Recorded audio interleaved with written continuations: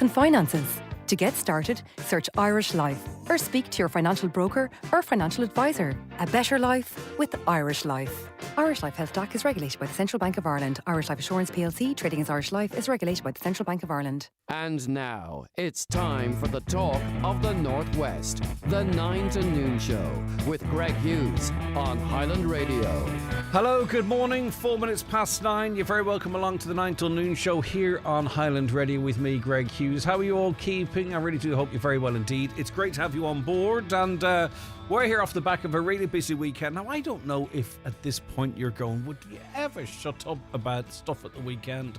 Or do you go, wow, this is really nice to hear about because we're all part of the one family and I feel involved? I hope it's the last bit, because obviously we wouldn't be here without you guys out there. So just to recap, I'm sure Lee mentioned it, we had a fantastic weekend. On Friday, we're down in Kilkenny at the Lyra Hotel, and it was for the Radio Oscars of Ireland, I suppose is the only way. It's where, RTE, News Talk, Today FM, the locals, the regionals, they're all in the one room competing for prizes.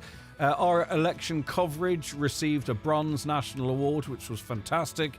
And of course, the big story was Oisín Kelly being named the Sports Broadcaster of the Year. A fantastic honour as well. So that was all good, all done and dusted. On the way back home. And then, of course, we had the big Highland Radio Customer Services Awards last night. An unbelievable night. Over 500 people packed into the Mount Errigal Hotel, who put on a fantastic show, by the way, in terms of the staff and the service and the turnaround and the quality. Unbelievable what they do down there. And we had a great night. In fairness, myself and Gooch, with the early start, we just did our bit and left, but I'm sure it went on to the early hours, and I'm sure everyone had a great time. And, businesses from all over the county, all different sizes of business, types of businesses, honoured, thanks to tens of thousands of votes from the public and a team of expert judges. And it just was absolutely wonderful to see people getting the credit that they deserve. So a fantastic night all round. And as I say, I won't bore you too much if it is a bore talking about it, but suffice to say it was a lovely weekend, a successful weekend, and I'm glad it's over. I'm glad to be back to the life of normality. Right, let's have a look at some of the newspapers this morning. Obviously, the Nationals are going to be covering some of them. Jim Gavin pulling out of the presidential election late last night. He had enough. The controversy over the overpayment of rent and whether or not he recognised that or paid it back or not.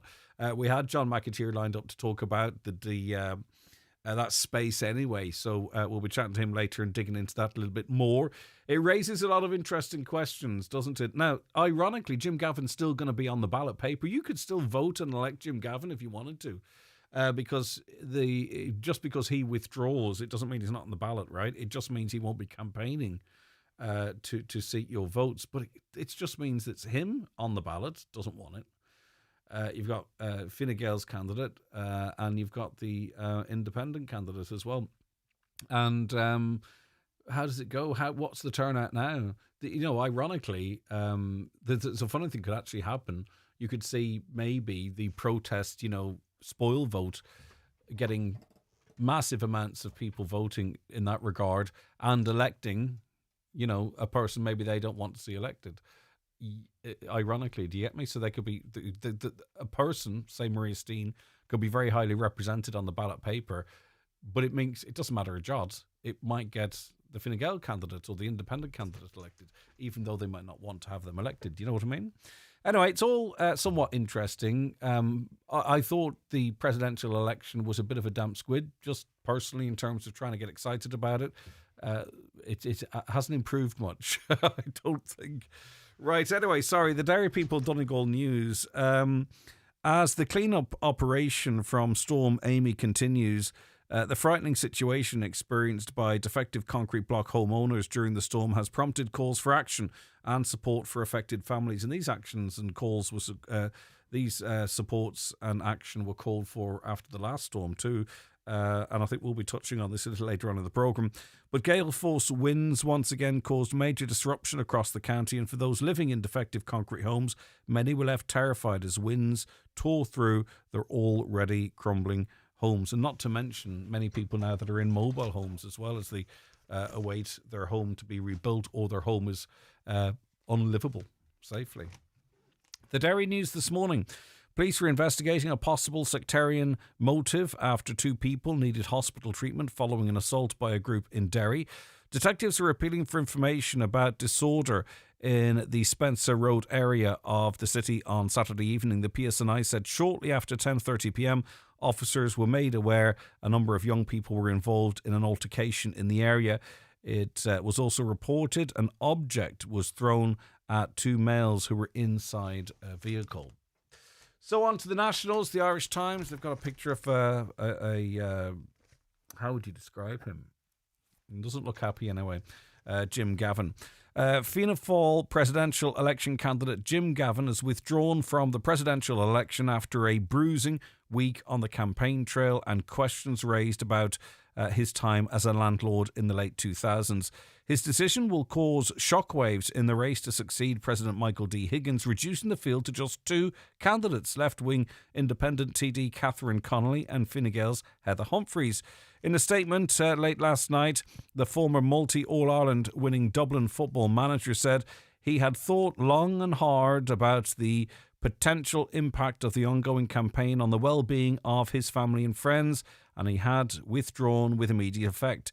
It comes after questions were raised about an allegation reported by the Irish Independent that a former tenant of his mistakenly overpaid €3,300 in rent for the apartment he previously owned and was never paid back. Mr. Gavin and his wife used to own an apartment in the Sandfield area of Dublin. The report set out how they got into financial difficulty and the property was handed back to the bank with an additional sum added to the mortgage on their Rathfarnham home. Mr. Gavin said during yesterday's televised debate on RTE that he was looking into the matter, and if it happened, I'm very sorry that it happened. I really am, and I will address it. Now, the thing that's quite regrettable is that it's very likely that his team knew this question was coming, and someone suggested that that was the approach to take in how to answer that question, to effectively say, well, I don't know if it happened, but if it happened, I'm sorry it happened. And he was probably advised to say that, and that was terrible advice. He would have been better addressing it straight out. Now, I'm not questioning whether he did remember or not. I'm just saying let's presume he did. Obviously, there's also questions now about his selection. I mean, Fianna Fáil had an internal candidate, but their own party leader, Micheál Martin, decided to go full gung-ho in behind Jim Gavin, even though many within his party would have favoured an internal candidate. At what point maybe did Fianna Fáil not sort of dig into it and say, look, is there anything there? Maybe go through company records, maybe get him to fill out a declaration of interests form going back a number of years, because they must have known the papers were going to dig deep, the journalists were going to dig deep, and this may well have come up. So what does it mean for the party as a whole? What does it mean for Micheál Martin? Maybe it means nothing. For Jim Gavin, he's a human being, he's a family man. I kind of feel for him. It must not be very nice for him this morning. But of course, then you might have to feel for the other family who are still awaiting €3,300 from 16 years ago. But a lot of us were in financial crises, but we did try and meet our debts, especially if it was to regular other people. So I don't know. What's your views on all of that? 086 60 25,000. So the attention turns to the budget tomorrow. And the Irish Daily Mail reports that a split is growing in the government over the absence of tax cuts in tomorrow's budget. Despite claims at the top levels that the Taoiseach, Taoiseach and Finance and Spending Ministers were absolutely united, other ministers and TDs were less unified. Instead, complaints were growing within Fianna Fáil over the Faustian deal that saw Fine Gael secure a hospitality VAT reduction at the expense of personal tax cuts, and many were equally unhappy in Fine Gael, with one senior source in the party commenting, there must be a personal tax package, but this is getting qualified by all sorts of things. It is proving to be very difficult. Everything appears to be impossible. Another disgruntled senior Fine Gael member added, the pressure is on Pascal Donoghue. He was told very clearly by numerous deputies at the Fine Gael party meeting that this was not satisfactory. His response was to talk and talk about the savings fund. Taoiseach and party leader Simon Harris is going to have to intervene. This is a long way removed from those who get up early in the morning. Yeah, do you remember? OAP rise, €8 rise for OAP's fuel, unease of independence. Another story here. Unease is growing among the Dáil's regional independent group over claims that pensioners will receive a budget increase of as little as €8. Fianna Fáil and Fine Gael have 86 seats between them, but secured a comfortable majority with the support of the 10 independents. But this is where you get to find out really what this support of independence really means. So if I were an independent supporting the government and, you know, I saw a measly rise for old age pensioners, do I sit in my hands and continue to enjoy sort of the experience of being in government? Or do I go, you know what, enough is enough. There are people here in this country struggling, you know, trying to make ends meet. We need to be doing something more for them. I'm not going to support you anymore. But that doesn't really happen. That's not happening. What is happening, though, the price of your ciggies is going up. If you do smoke, the government's set to increase the price of a packet of cigarettes by 50 cents in tomorrow's budget. The shock move will bring the price of cigarettes up to €18.95 for an average pack like Silkcut or Benson & Hedges, among the highest costs in Europe. I mean, how is that sustainable for anyone? I know there's a massive increase because there was a report on it last week of people buying cigarettes effectively off the back of a lorry, right? But 20 quid a pack. So, I mean, your average smoker is going to smoke 20, isn't it? So what's 20 by 7? 140 by 4. Oh, my word. It's like 8 or 9 grand a year. And vaping as well. They're putting 50 cents, aren't they, on a milliliter of vape. So those little 10 milliliter bottles, a fiver goes on top of them, whatever they are now, a fiver goes on top of them. And there's going to be an awful lot of, particularly, I think, younger people who are vaping, whether you know it or not, and are going to find it very difficult to feed that nicotine habit, which we know is one of the strongest habits there are out there. A similar increase is expected to be applied on vapes, as I mentioned, which would be on top of this 50 cent a milliliter coming in from November 1st after the new tax was introduced in last year's budget. Okay, so maybe vape juice is going up even more. So what do you think about that? 08660 25,000. Nice wee story, unless you're a tuna. A woman returned home on holidays from Australia for a visit, landed one of the biggest fish ever caught off the west coast. Aoife McGettigan grew up in the port of Killybegs and often went fishing with her family, but not in her wildest dreams did she even imagine she would one day land a bluefin tuna weighing a whopping 760 pounds. Aoife was out fishing with Killybegs Fishing Trips on board the Fiona T in recent days when she landed the monster catch. It is the biggest fish that's ever been caught by anyone. I think we might be talking to them at some point. I want to know how they know how much it weighs, because I don't think they landed it. So how do you find that out? Maybe there's some sort of a weighing system on the boat. But anyway, listen, it's a biggie. It's a big fish. I used to think tuna were tiny little things like sprat because they came in little tins when I was much younger. I must have been about 30. But anyway, they're not. They're massive. The core argument for the exclusion of women from the Catholic priesthoods are... what is that word? I can't read it. Anyway, not realistic. Patronising, I think is the word. A leading Irish theologian has said. Father Jerry O'Hanlon believes it is time the church stopped beating about the bush and undertook a fair and open re-examination of current teaching on the issue. He noted that the teaching has been rejected by the faithful in many, many parts of the world, including here in Ireland. So effectively what he's saying is that the current stance is patronising.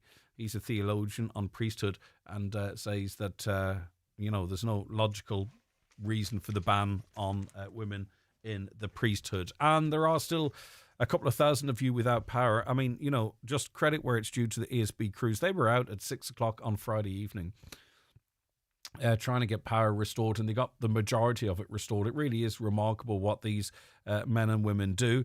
The vast majority around the country of homes without power in the aftermath of Storm Amy were expected to be reconnected last night. This is from the Irish Daily Star.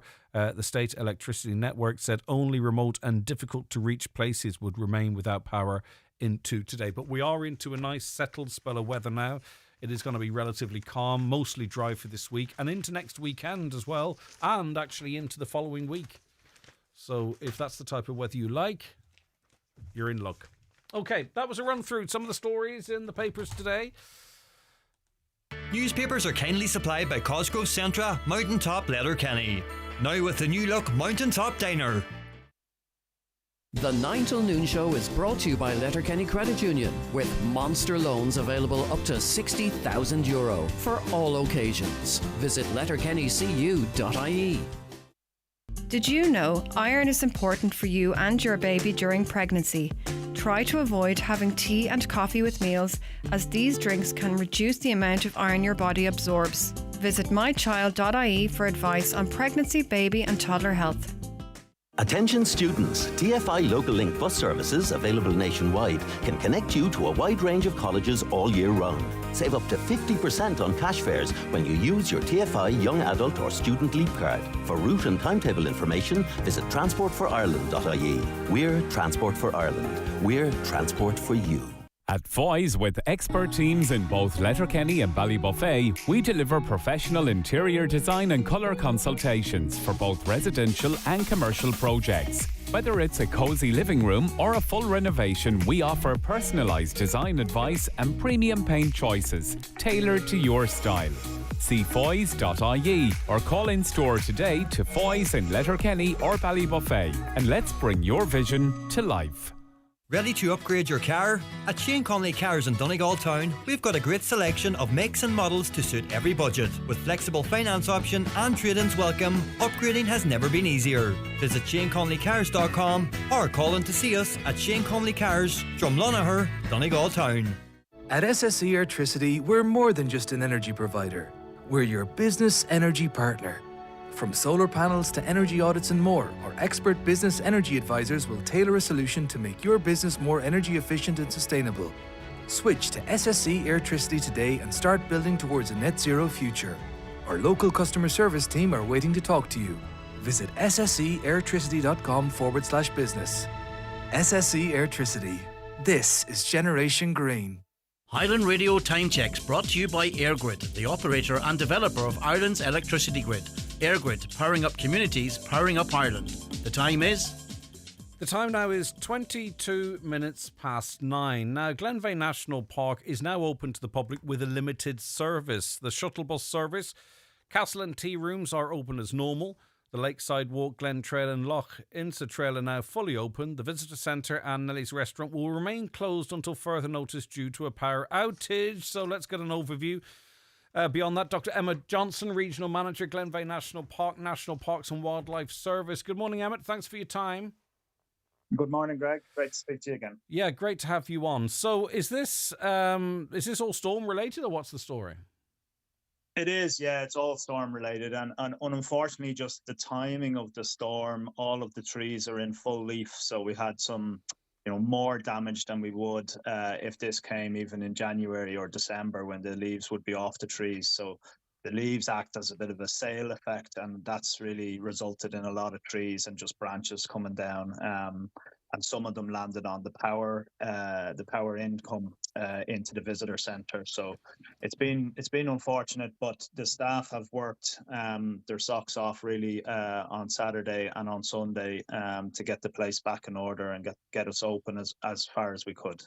Yeah, and I presume this is a mixture of private, in inverted commas, and public infrastructure. So the trees and stuff you have to sort out, do you? Or get in tree surgeons? And are you awaiting the ESB to deal with the power issues, or what's the setup there? Yeah, I mean, with regard to the visitor centre, the ESB have told us that power will be back on today. There's quite a lot of conifer forestry that's fallen on the line where it comes into the park.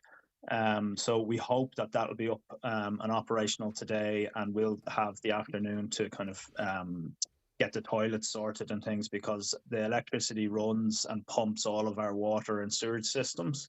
So it takes a little while for that to come back on stream. And Nelly's restaurant, it's going to take them a day once the power is returned to open again, because they lost a lot of food and stock because the freezers went down. So it'll take a little bit of time to get back up and operational, but we hope that the visitor centre will be open tomorrow, and the following day, Nelly's restaurant will be open. That's good. And the bounce back from the storm will be quick, and I think people will be understanding of that, Emmett. But it would be remiss of me not to mention the park being brought up at council meetings and in conversations here with members of the tourism industry in terms of, castle visits being not available all week. What's the story there? Well, today, Monday and Fridays are the days that the castle tours are not operating, and that's due to resources. So they will be operating tomorrow and on our normal schedule. So we're back to our normal schedule, or it's an adjusted schedule, is the way I should put it. But Mondays and Fridays, the castle tours will not be operating, but the other 5 days, they will be operating, and that's the way we've been for a number of months now. Yeah, indeed. And when you say resources in relation to the Monday and the Friday, what is going on there? Is it the fact that you've applied for additional staff, but they haven't been forthcoming, or how much can you sort of? Because there's a great public interest in this, as you can imagine, Emmett. What is the situation as to what when you say resources? What is actually going on? What do I mean by that? We have a lot of interest in it as well, obviously, and it's our aim and our goal to get the castle open 7 days a week as soon as possible. We're very conscious that Glenveigh is the kind of crucial or critical piece of tourism infrastructure in Donegal. And a high proportion of visitors who come to Donegal visit Glenveigh National Park.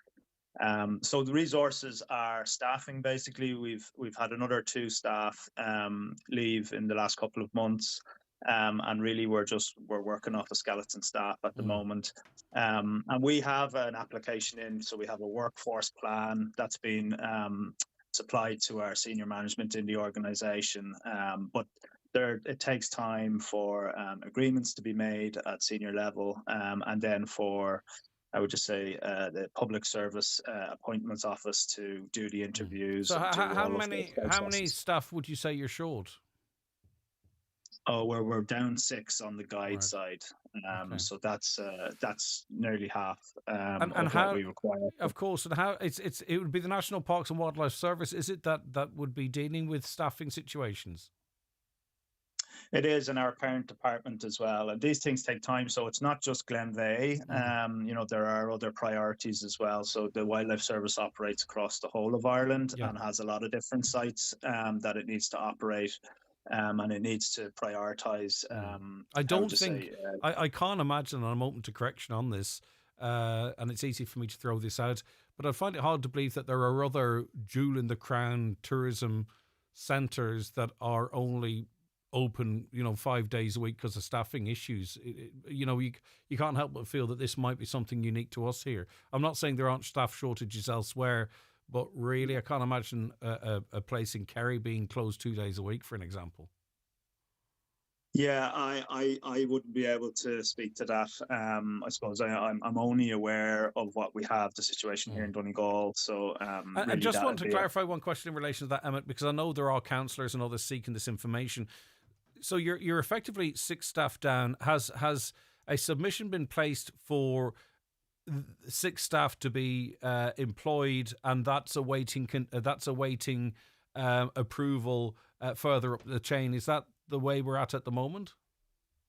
Yeah, well, I would say that's 6 staff just on the guide side. So there's several other staff that were down on the operations, so admin, maintenance, and gardening as well, staff. So there's different sections within the park itself. So you have to, if someone leaves, if someone leaves, then you can't replace like for like. It's not local.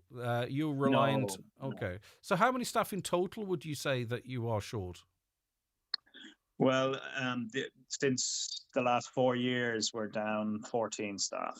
So that's, but yeah. Okay, and it's the National Parks and Wildlife Service that are responsible, is it, for approving posts? Is that right? Yeah, well, I mean, we are the National Parks and Wildlife Sorry, Service. I suppose we're just I'm half. operating I originally, don't but know the answer. I don't know how to phrase the question because I don't know the structure. no, yeah. But I want I us to be suppose able to make it's inquiries. So on whom would you be awaiting the approval of the hiring of staff?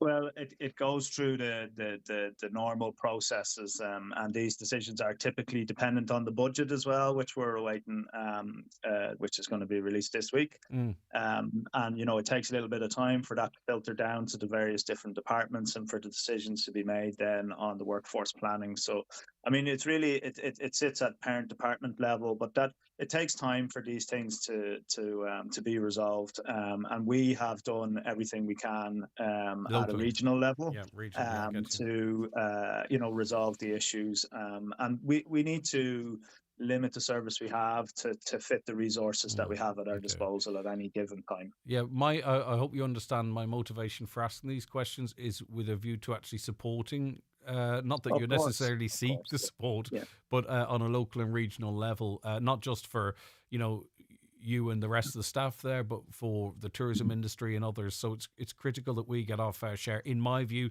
not attributing that remark to you at all.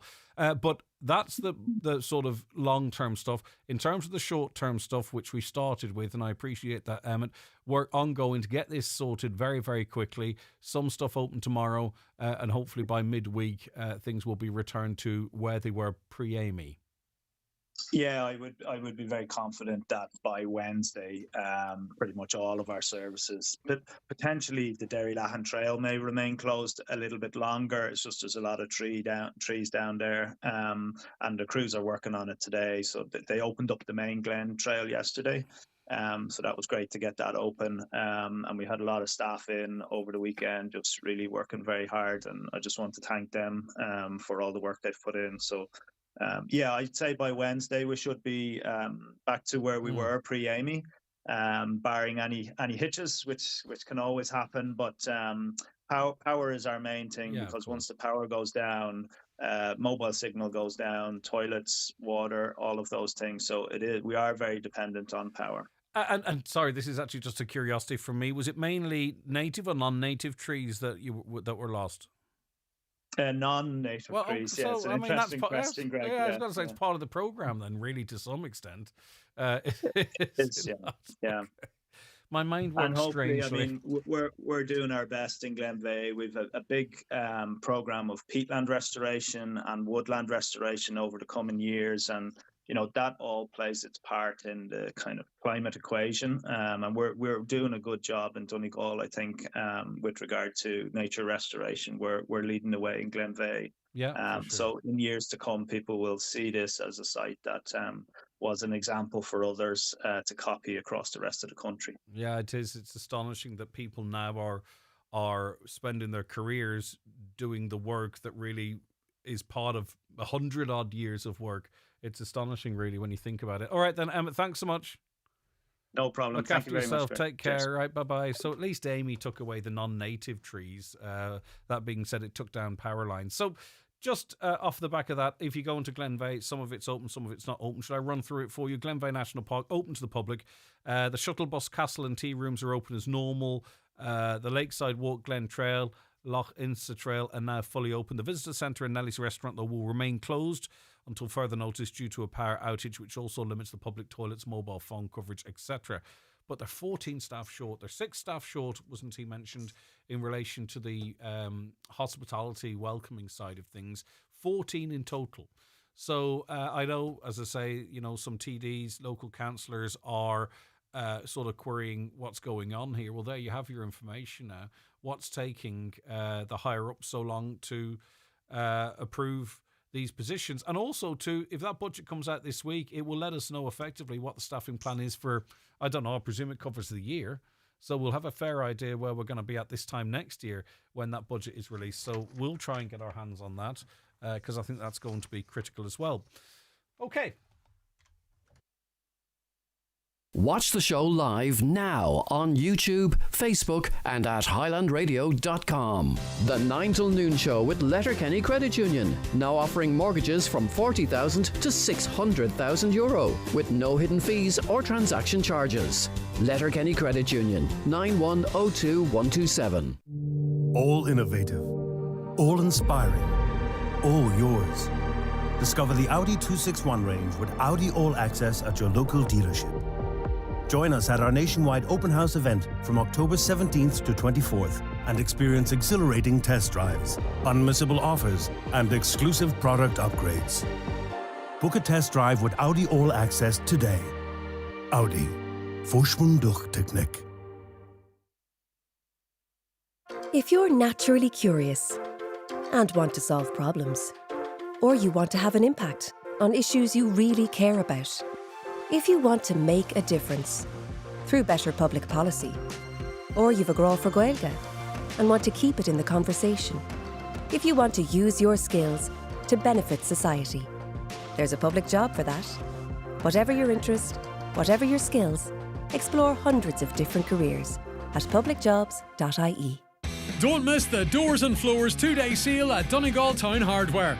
Enjoy up to 20% off doors, handles and lock sets, up to 25% off laminate and engineered flooring, and 25% off acoustic panels, with savings up to €1,000 on full house lots.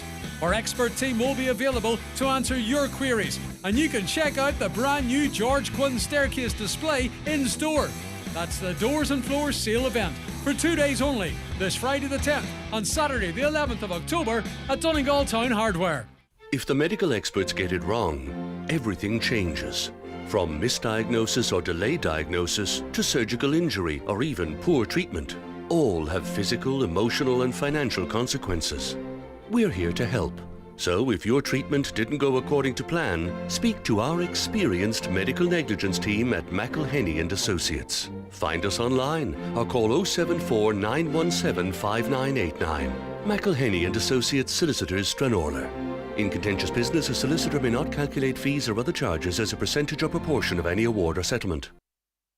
Welcome back. So, the big political news, Fianna Fáil's Jim Gavin, he's pulled out of the presidential election race. The former Dublin GEA manager is withdrawing with immediate effect. He said recent days have given him cause to reflect. He said he made a mistake which was not keeping with his character and the standards he set himself, and he's now taking steps to address the matter. It comes after reports Mr. Gavin owes a former tenant €3,300, and during a presidential debate yesterday he said he was looking into the matter but did not have all the information. So listen, at that time in the late noughties, lots of us were under pressure. Lots of us found ourselves falling behind in our payments. Lots of us found our houses effectively having much of their value wiped off them. We probably would remember if someone was knocking on our doors looking for €3,300, but I'd take him at his word. He didn't remember it. But it's a strange one, right? Because there's no campaign, but he's still a candidate. Political pundit Brendan Byrne joins us on the programme now. What a strange day, 24 hours it's been, Brendan. Good morning to you. Good morning, Greg. Right, so what on the face of it then, I think there's a couple of people now have realised that the Irish media, whether it's right or wrong, will dig deep, they will scrutinise and they will try and cut the legs from under you. Jim Gavin has found that out the hard way. He has, and it's a very personal thing for him and his family, and we have to be conscious of that, and I think it's important to say that at the outset. But that being said, if you're in public life, and those of us that were in public life, we expect that. We expect scrutiny. We expect to be put up there, and it's never the questions that you're asked, it's how you give the answers, I always found in public life. And I think from listening to Fionnán Sheehan this morning on Morning Ireland, when he went through some detail of the amount of solicitors' letters and other correspondences that would have been sent to Jim Gavin around that period, made what he said on A Week in Politics yesterday totally untenable. And I think that, in the context of all that went on, I think gives better explanation to why he stood down late last night. Fianna Fáil is an incredibly well-resourced party in terms of staff, PR people, people that work in all that side of it. And they released a statement themselves effectively saying, this is what he said, we take him at his word, jog on. That, I think, deserves some level of scrutiny as well, because, you know, what kind of... Now, this fella, we have to put it into context too. No one would care if he wasn't running for the presidential election other than the person who was out the €3,300. But do you think the party did enough due diligence in selecting a candidate for one of the highest offices in the country? Well, I'm not quite sure what the party would have done, but we have to be balanced in that if the party even did due diligence, all they would have been able to ascertain through the land registry is that he, at one occasion, owned a second apartment that he lost by being repossessed by a bank. That's all they would have determined, and indeed for the Irish Independent, they wouldn't have known what they disclosed subsequently were it not for the individual who is owed the money, I would imagine, identified himself to them. So it's easy to say that it's the fault of party or party leadership, but we have to be balanced in the times of GDPR where we are now. Information is not readily available. Personal information certainly isn't. And all they could have determined was that he had a second property. And beyond that, they couldn't have determined anything else unless there was a disclosure to them. I wonder what Billy Kelleher would be feeling today. I was listening to Billy Kelleher as on my way to Dublin, travelling. Okay. Yeah, what did he have to say? I was listening to him on Morning Ireland. Of course, he is annoyed for the party that, as you correctly said, that due diligence and proper investigation, proper probing wasn't done. He's not at all happy either that there was pressure asserted on the members that decided this, because this was decided by TDs and senators, and that the process surrounding how candidates are selected by Fianna Fáil wasn't accessible, fair or balanced in his view. And they're all legitimate points, and points that I think will be debated over the next 3 to 4 days intensely within the party and maybe external to the party too. What does this mean, if anything, for Micheál Martin, who came out and backed Jim Gavin right from the get-go? And I think really, is this going to be a story that's forgotten in 2 or 3 weeks? Maybe it has no material impact on him.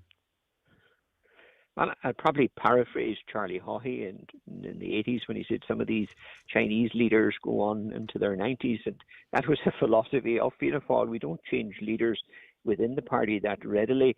That being said, I think there's a lot of hurt there. I know from speaking to former colleagues, as I'm no longer a member of the party, but speaking to former colleagues, they were out canvassing, putting up posters, doing what you do if you're a member of a party.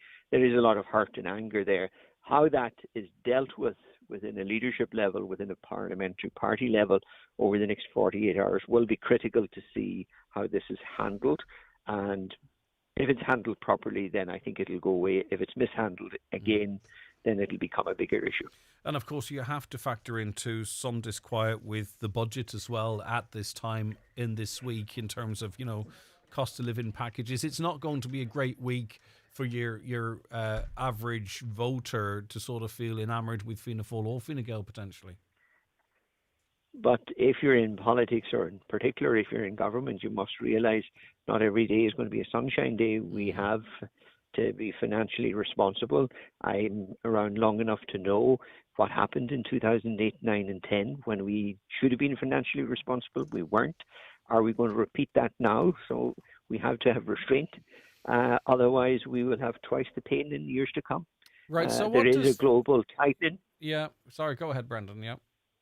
There is a global tightening. If you look at, I think America is going to enter into recession. It's got net unemployment. We're not immune to that. I think you're probably within a year of the IMF going into the United Kingdom. They're in a state of collapse. They probably are where we were in 2010 and 2011. And an open economy such as Ireland is not immune from that. So we need to be responsible. It's easy to dish out money. It's the easiest thing to do and you'll be popular. But there's a day of reckoning. We learned that the hard way. But I do take your point. But we are dishing out money to developers and we are dishing out money to those in the hospitality industry. I'm not saying whether they're right or wrong, but the greatest the greatest crisis in my lifetime, and I'm only 52, is the housing crisis. And we have learned the lesson. We've demonized developers for the last 15, 16 years. We've demonized them in this country as if they were pariahs. We have a need of 300,000 houses over the next 15 years. They will not be built unless you have developers. And I think the populism of demonizing developers or any kind of trigger or stimulus mechanism to get houses built has to stop. We can't have both sides of the argument. We have this strange election now whereby you've got a mass movement calling for people adding a name that's not on the ballot, right, or spoiling the vote. I mean, in reality, I don't know how many people will actually bother to go out and do that. Maybe it'll be a big number, I don't know. And then we have Jim Gavin on there, who will be on the ballot, and you can vote for him. Theoretically, he could be elected president, right? But he's not got a campaign to back that up. And then, of course, we've got two other candidates who do seek the position. It's a bizarre little situation we found ourselves in. It is, but anyone that's advocating to go out and spoil your vote by putting in the name of a candidate that's not a bona fide certified registered candidate, that's a nonsense. That is nonsensical. You either vote for the candidates that are on the ballot paper, and you're absolutely correct. Theoretically, Jim Gavin can get elected. If you vote one for him and two for any of the other two remaining candidates, it'll transfer to them. So look, we need to be sensible. It's populist to say I'm going to vote for whoever because he or she weren't selected. That's a nonsense. If that's the way you're inclined, then stay at home because you're not exercising the franchise whatsoever. Actually, what you probably are doing is say, for instance, you were very opposed to Heather Humphreys being elected president. You are gifting her the presidency potentially. Do you know what I mean? That's what I don't get the logic of it. And I'm not anti Heather Humphreys. There's not enough people in there to give different examples to. So why do you understand the logic here? Because people are going, well, they haven't printed the ballot paper yet. Why can't they just print it without his name on it? Well, the laws govern the elections of any office in this country are very strict and they're independent of politics. Once the returning officer certified the candidacies on the particular day, I forget the date off the top of my head, then that is it. There is no reversal of that. Even if it went to the Supreme Court, there's a non-reversal of that. I have seen in my lifetime 3 elections in which there have been candidates on the ballot paper that are deceased because they died between certification of candidacy and the day of election. So the law is very clear. We're not like the United States where a district court or for a state court or whatever court in between, the Court of Appeal, can take you off the ballot. Thankfully, we have much more robust and transparent electoral law in this country that's probably one of the best in Western Europe. But that comes as a price. The price is there's a candidate on that ballot paper who is withdrawn from the effective campaigning. That's all he can do. He's still a candidate. And he will still be there on a choice on our ballot paper the day that we vote on the 24th of October. All right, Brendan, thank you for your insight. Take care. That is Brendan Byrne there. We will be getting more reaction to this after we take a break. The 9 till Noon Show is brought to you by Letterkenny Credit Union. Digital loans now available. Apply online or via our app today and get your loan transferred directly to your current account. If you lose a partner, practical help can make a difference. The Bereaved Partners Contributory Pension now includes qualified cohabitants. If your cohabiting partner died before July 21st, 2025, payments may be backdated to January 22nd, 2024, or their date of death, whichever is later, but you must apply on or before January 21st, 2026. To learn more, visit gov.ie/BPCP, a Government of Ireland initiative brought to you by the Department of Social Protection. Here in Ireland, we're doing well when it comes to our recycling and food waste bins. However, some paper, plastics and food are still ending up in our general waste bins. It can happen. So take a minute before you bin it and go to mywaste.ie for help and suggestions on how to make segregating your waste that bit easier. That's mywaste.ie. Brought to you by the Government of Ireland. If you need an eye test, look no further than Louis Walsh Opticians. Letterkenny's longest established opticians are delighted to welcome patients new and old to their state-of-the-art practice in the Courtyard Shopping Centre. Their latest technology includes a 3D OCT retinal camera which assesses the health of your eyes in minutes. Private, medical card and PRSI patients welcome. Call 91 21000 to arrange your eye test. Louis Walsh Opticians, Letterkenny. Your vision, our focus. To the fearless tradesmen and business owners of Donegal, we have an invite for you. On Friday, 17th of October, iMotors is hosting an unmissable event at Snugborough, Letterkenny. Enjoy a free breakfast and coffee on us, explore our full commercial vehicle lineup, and pick up your free safety pack. We'll be there from 8 a.m. to 2 p.m. Get your Friday started right with iMotors. iMotors, fearless generation. Highland Radio weather updates with McElhinney's. It's time to save on autumn essentials with our coats and boots promotion. Spend €100 on women's, men's or kids' coats and boots for 10% off. Offer available for a limited time only. Shop in store or online at mcelhinneys.com today. It'll be mostly cloudy today with a little rain or drizzle at times, mainly affecting Atlantic coastal parts. Mild for the time of year, temperatures 15 to 18 degrees. Now, Dr. Joe, before I go to Dr. Joe Kelly, we've tried a number of Fianna Fáil representatives in Donegal this morning in relation to Jim Gavin's resignation, TD, senators and councillors. They either said no or they haven't answered. Right, Dr. Joe Kelly, good morning to you. Good morning, Majid. Good morning to yourself and all listening in Highland Radio. Right, what's your reaction to this bombshell, really, I suppose? And it's a bombshell in the context of what was kind of an uninspiring for many sort of election heretofore. But what's your reaction to the news? Well, we've spoken before and we've done two programmes, one on democracy and one on the nature of a republic. And in both those programmes, I expressed my deep concern that Ireland was heading more towards a dictatorship than a democracy and a republic. And here now we have it before us, that we have a clampdown by the political elite, particularly Fianna Fáil and Fine Gael, where they put the party before the people. And, you know, I have to disagree. I don't know if you can slightly move position, Joe. The phone line's breaking up a little bit for us, but you were just about to reference Brendan Byrne's contribution. Yeah, Brendan, and I don't want to be critical of Brendan, but he talks about if you spoil your vote, you're really not exercising your franchise. The reality is that Fianna Fáil and Fine Gael gave us no choice to exercise our franchise. This is the problem. And Micheál Martin, you know, parachuted in Jim Gavin, and it's not about Jim Gavin. This is about the nature of democracy. And the candidates that were put before us were purely by-party politicians. And the party have put themselves before the people. And the politicians in each of those parties have put themselves before the people and not given us clear choice. Independents over the last, since 1990, there's a far greater representation of independents running for the presidential election than there would be party candidates, right?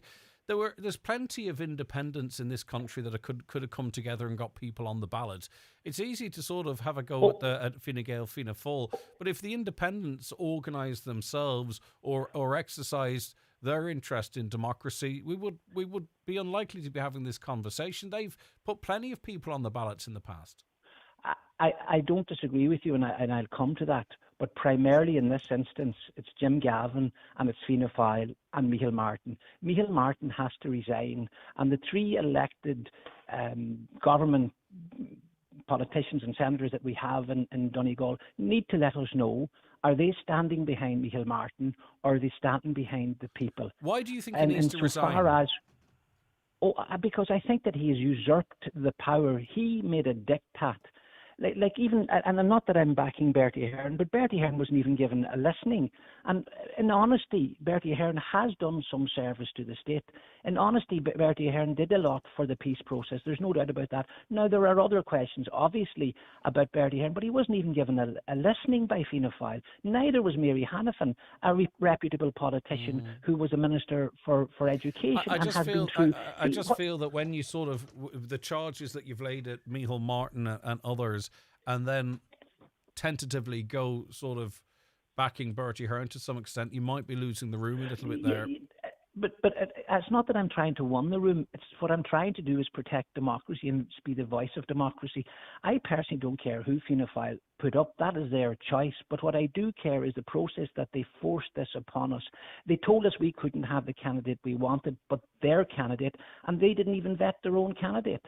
I mean, the irony of that, now, not just to leave it all at Fianna Fáil's door, but I think Simon Harris closed down the council. Of course, but two independents could have backed Maria Steen to put her on the ballot. They could have, but they didn't. Yeah, that's what. Yes, but I'm dealing with Jim Gavin first and the mess we're in. Do you honestly think that Fianna Fáil voters are now inclined to go out and vote and going to vote for Fine Gael? I don't think that's going to happen. I think a lot of the Fianna Fáil voter is going to stay at home, and you're going to see a very low turnout. But back to the independents, yes, we have 31 local authorities that could have nominated a presidential candidate, and it's in the Constitution that they have this unique right that a radio presenter or a teacher or a doctor or a plumber, none of us have that right other than an Oireachtas member and a county council, and only 4 county councils in Ireland. So the other 27 refuse to exercise that democratic right. And Donegal county councillors, if they come on your show at any time in the next year, you should be challenging them. The media have of course, and I have already. But at the end of the day, right? I'm not being defensive. No, sorry, Joe, that's not my. I'm not being attacking you. No, I know that. Sorry, that's not where I was going with it. But of course, we'll ask them the question. But the truth is that, maybe a lot of people sought a nomination from council, but maybe there were 2, possibly 3 that were serious candidates, if I dare put it like that. But, maybe given the nature of independent politics, their views didn't align with the independent councillors and they were voted by the people, and maybe they thought, we can't back this particular candidate because it doesn't align with what we think. Why should we take the moral high ground? As opposed to Fine Gael, Fianna Fáil. Sinn Féin could have had someone on the ballot paper, for crying out loud. Well, here's the point that I'm trying to make, and I agree with what you're saying, but the County Council of Donegal didn't even meet to discuss whether they would nominate someone and even to investigate who these candidates might be. Kerry County Council did an interview process.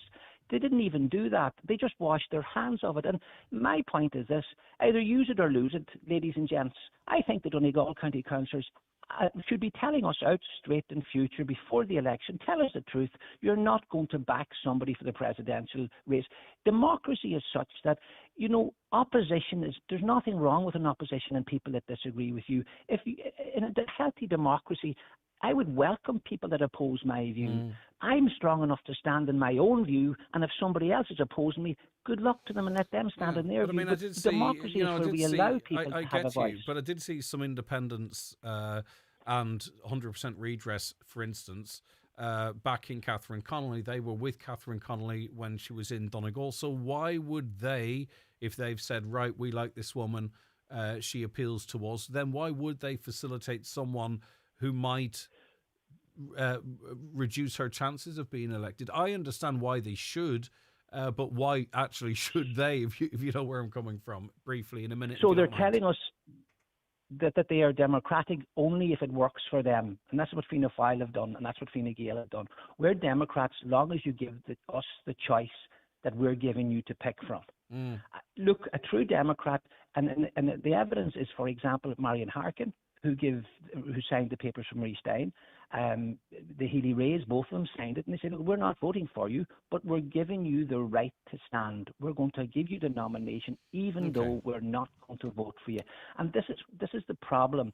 Micheál Martin has tried to usurp, has tried to take control of this presidential campaign, and he has more or less put his desires before the people of Ireland and has made this whole presidential election into a charade.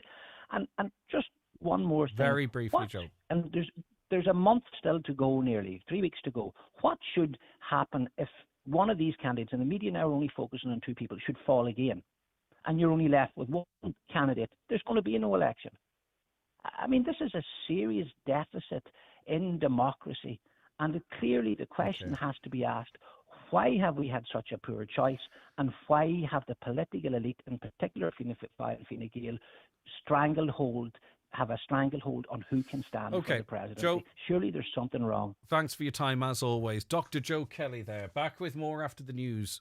The 9 till noon show with Letterkenny Credit Union. Simplify your debts with a debt consolidation loan from Letterkenny Credit Union. Call us on 074 910 2126 or apply online via our app or in office today.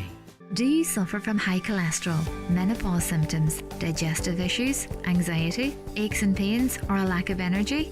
The highly trained team at The Natural Way Letterkenny can provide advice on natural remedies for a number of individual health issues. The Natural Way also has its own brand of herbal treatments to help fight fatigue, relieve digestive discomfort, maintain a healthy immune system, and alleviate common menopause symptoms. The Natural Way at Letterkenny Shopping Centre, your one-stop health shop. If you are a victim or survivor of sexual violence, you do not need to suffer on your own. Help is available to you. We spoke to Niamh from the communications team in Coon about supports available to all victims of sexual violence. If you contact your local sexual violence support service, you will be listened to, taken seriously, and above all, believed. Local services can provide you with information and practical help. They can bring you to a sexual assault treatment unit so you don't have to do that on your own. They can also go with you to a Garda station or the courts and provide longer-term supports, including counselling. If you are looking for help and support in relation to sexual violence, contact your local Sexual Violence Support Centre on 1800 448 844. Mary here from the cosmetic department at McGee's Chemist to let you know that Loncombe have a great beauty gift available here this week. Buy 2 Loncombe products, want to be skincare, and you'll get a free 7-piece gift of your choice of either Renergy or Hydroscent travel size creams and more iconic Loncombe products. This offer is available until Saturday the 11th of October, or while stocks last. Some T's and C's apply. For any skincare advice, you can always talk to myself or any staff member here at McGee's Chemist, Main Street, Letterkenny. McGowan Hearing, one of the longest established audiologists in the Northwest, now have weekly clinics in Letterkenny, Buncrana and Carndonagh. Book your free hearing aid consultation at one of these clinics or with audiologist Darren McGowan in your own home. Call 07191 00208 or visit mcgowanhearing.com. Live, on air, online and on the Highland Radio app. This is Highland Radio News. Good morning, I'm Michaela Clark with the news at 10 o'clock. Defective block homeowners were left terrified during Storm Amy on Friday. Councillor Jack Murray posted a video on social media in the aftermath of the storm, which showed the extensive damage caused to one defective concrete block home. He says it remains clear that the remediation scheme is not fit for purpose and it's taking too long for homes to be repaired. Councillor Murray says the conditions affected homeowners are being forced to live in is unacceptable, particularly during extreme weather events. Really brings it home just the danger that so many people in our communities are living in when a storm of this seriousness and this strength is pulling blocks from the side of houses. People are contacting me absolutely terrified. They thought their home could collapse, and it just really drives home just the need we have to treat this humanitarian disaster. We need to speed it up and get people's homes rebuilt as soon as possible, because clearly it's still not fit for purpose. The scheme's not moving quickly enough and people are living in extreme danger. Well, ESB crews are on the ground again this morning, working to restore power to over 2,300 properties that are still without electricity in Donegal. There were widespread power outages after the storm on Friday. Power is expected to be restored to most areas later today. However, the utility says it could be 7 p.m. tomorrow before all areas have access to electricity again.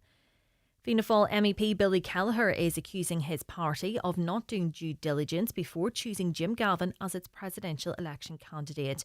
The former Dublin GAA manager pulled out of the race last night after admitting he made a mistake when it emerged he allegedly owes a former tenant over €3,000.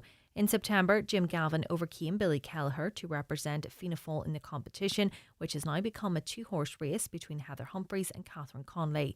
Ireland South MEP Billy Kelleher says he feels sorry for what has been done to Jim Galvin.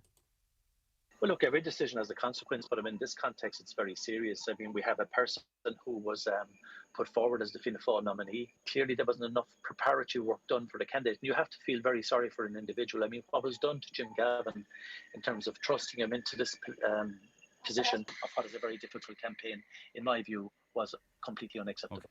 The Housing Minister is being urged to review social housing income limits in Donegal. The county is currently under Band 3 housing limits. This has led to calls from Councillor Jerry McMonigal for Band 1 limits to be implemented, which is €40,000. Councillor McMonigal says since limits were set, Donegal has experienced a massive rise in private sector rents, an increase in house prices, all of which are leading to more and more people needing to apply for social housing as they cannot afford the high rents and are unable to meet the criteria set by banks and lending institutions to qualify for mortgages. He says more social housing applicants are being turned down due to the threshold on income limits set by government. We're seeing more and more young couples who are coming in making an application for social housing, and because it'd be over the threshold, because both of them work as they have to now with the cost of living, but it puts them over the threshold where it's €100 or €50, or if it's €500, they're ruled out for social housing. These couples then don't earn enough when they go to banks or other lending institutes to draw down a mortgage, and so they're in a catch-22. A possible €500 cut to third level student contribution fees is among the measures being floated ahead of Budget 2026. That would replace the €1,000 reduction seen in recent years. A VAT rate cut for the hospitality sector is also expected to be announced tomorrow, but that's unlikely to come into effect until the middle of next year. The Irish National Teachers Organisation is hoping the budget will increase school grants by €75 per pupil. General Secretary Donegal native John Boyle says they are also looking for smaller class sizes. Class sizes is absolutely huge compared to the rest of our European peers. And actually, Fianna Fáil would have told the people of Ireland at the general election that the one thing that made them really different from other parties was that they were looking for class sizes to go down to 19, the European average. A workforce plan has been submitted to the National Parks and Wildlife Service with a view towards fully reopening Glenveigh Castle. Castle tours have not been operating on Mondays and Fridays for a number of months now due to staff shortages. Dr Emma Johnson, Regional Manager of Glenveigh National Park with the National Parks and Wildlife Service, confirmed on the 9 till noon show that there are 6 vacancies that need filled. However, he says the recruitment process is lengthy. We're working off a skeleton staff at the moment, and we have an application in, so we have a workforce plan that's been supplied to our senior management in the organisation, but it takes time for agreements to be made at senior level. Weather now, it will be mostly cloudy today with a little rain or drizzle at times, mind with highest temperatures of 15 to 17 degrees. That's all from Highland Radio News for now. We'll be back with an update again at 11 o'clock. Until then, you can keep up to date with the latest local news on our website, highlandradio.com. Good morning. The obituary notices this Monday morning, October 6th. The death has taken place of Anna O'Doherty, ní Gillespie, 1 Westview Terrace, Sion Mills, reposing at her home. Funeral leaving her late residence tomorrow morning at 10:25 for Requiem Mass in St Teresa's Church, Sion Mills at 11 a.m. Interment afterwards in St Mary's Cemetery, Melmount. The Requiem Mass can be viewed live via the parish webcam. Family time please from 10 p.m. until 11 a.m. and on the morning of the funeral. Donations in lieu of flowers please to Parkview House Residents Comfort Fund, care of Quigley's funeral directors. The death has taken place of Sadie McKelvey, ní Barclay, Glen Mohill, Fintown, County Donegal. Sadie is reposing at her home from 1 o'clock this afternoon. Requiem Mass will be at 11 o'clock tomorrow morning in St Columkille's Church, Fintown, with burial afterwards in the adjoining churchyard. Rosary tonight at 9 p.m. with family time from after the rosary and on the morning of the funeral. Funeral Mass can be viewed on churchservices.tv. A shuttle bus will operate during the wake from Norton's car park. The death has taken place of Margaret Sweeney, ní O'Donnell, Stra Longford, Drumkeen. Margot will repose at her late residence today from 12 noon until 9 p.m, with rosary tonight is at 9 o'clock. Funeral Mass tomorrow morning at 11 o'clock in St Patrick's Church, Drumkeen, with burial afterwards in the adjoining cemetery. Family time on the morning of the funeral, please. The death has taken place of Susan Corr, 14 Hawthorne Meadows, Carndonagh. Susan's remains will be reposing at her home today from 2 o'clock until 8 o'clock, where all are welcome to pay their respects. Family time please outside of these hours. Removal from Susan's late residence tomorrow morning at 10:30 to the Church of the Sacred Heart, Carndonagh for 11 a.m. Requiem Mass, followed by burial in the adjoining cemetery. Requiem Mass can be viewed live on carndonaghparish.com. Family flowers only please. Donations in lieu if desired to the Donegal Hospice, care of any family member or Blaine McCarn, Kelly's funeral directors. A shuttle bus service will be in operation to the wake. Collection point at the council offices, Car Park, Station Road, Carndonagh. For family information and more details regarding wakes and funerals, please go to highlandradio.com.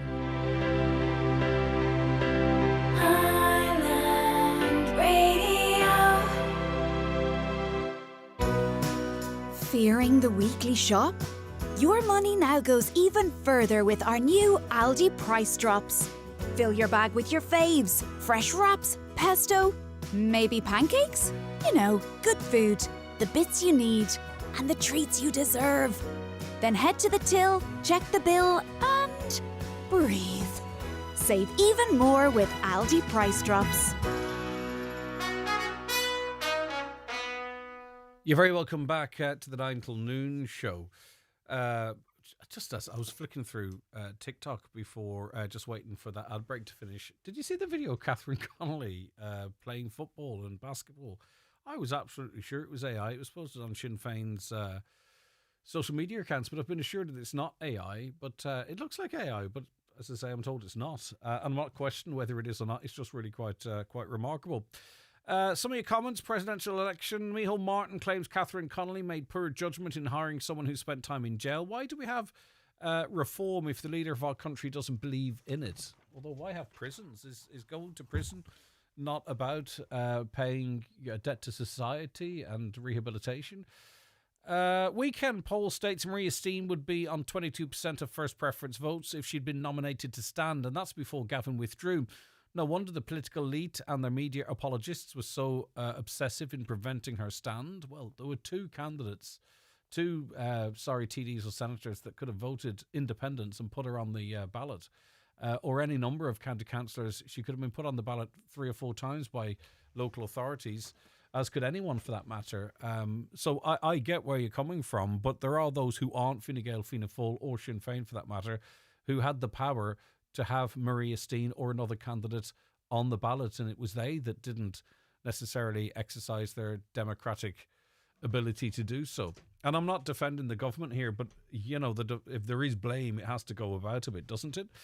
Another caller says, how could independent candidates get on the ballot paper when Fianna Fáil and Fine Gael control all the local councils, and these two parties have joined ranks to close down democracy in Ireland?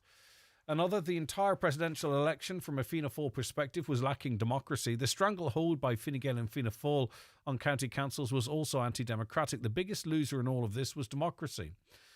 Dr. Joe Kelly is correct. Micheál Martin needs to go. He's been a poor leader, as proven.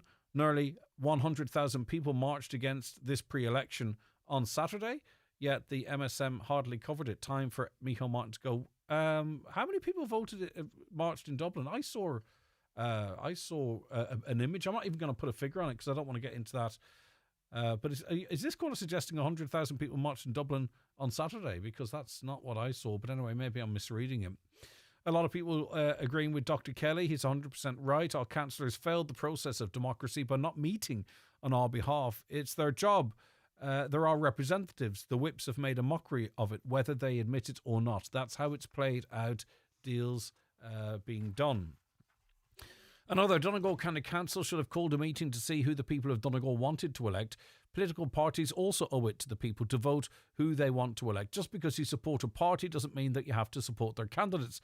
Politics, this caller believes, is becoming less and less attractive because people only want to dig up dirt on you. Yeah, that's... I don't... I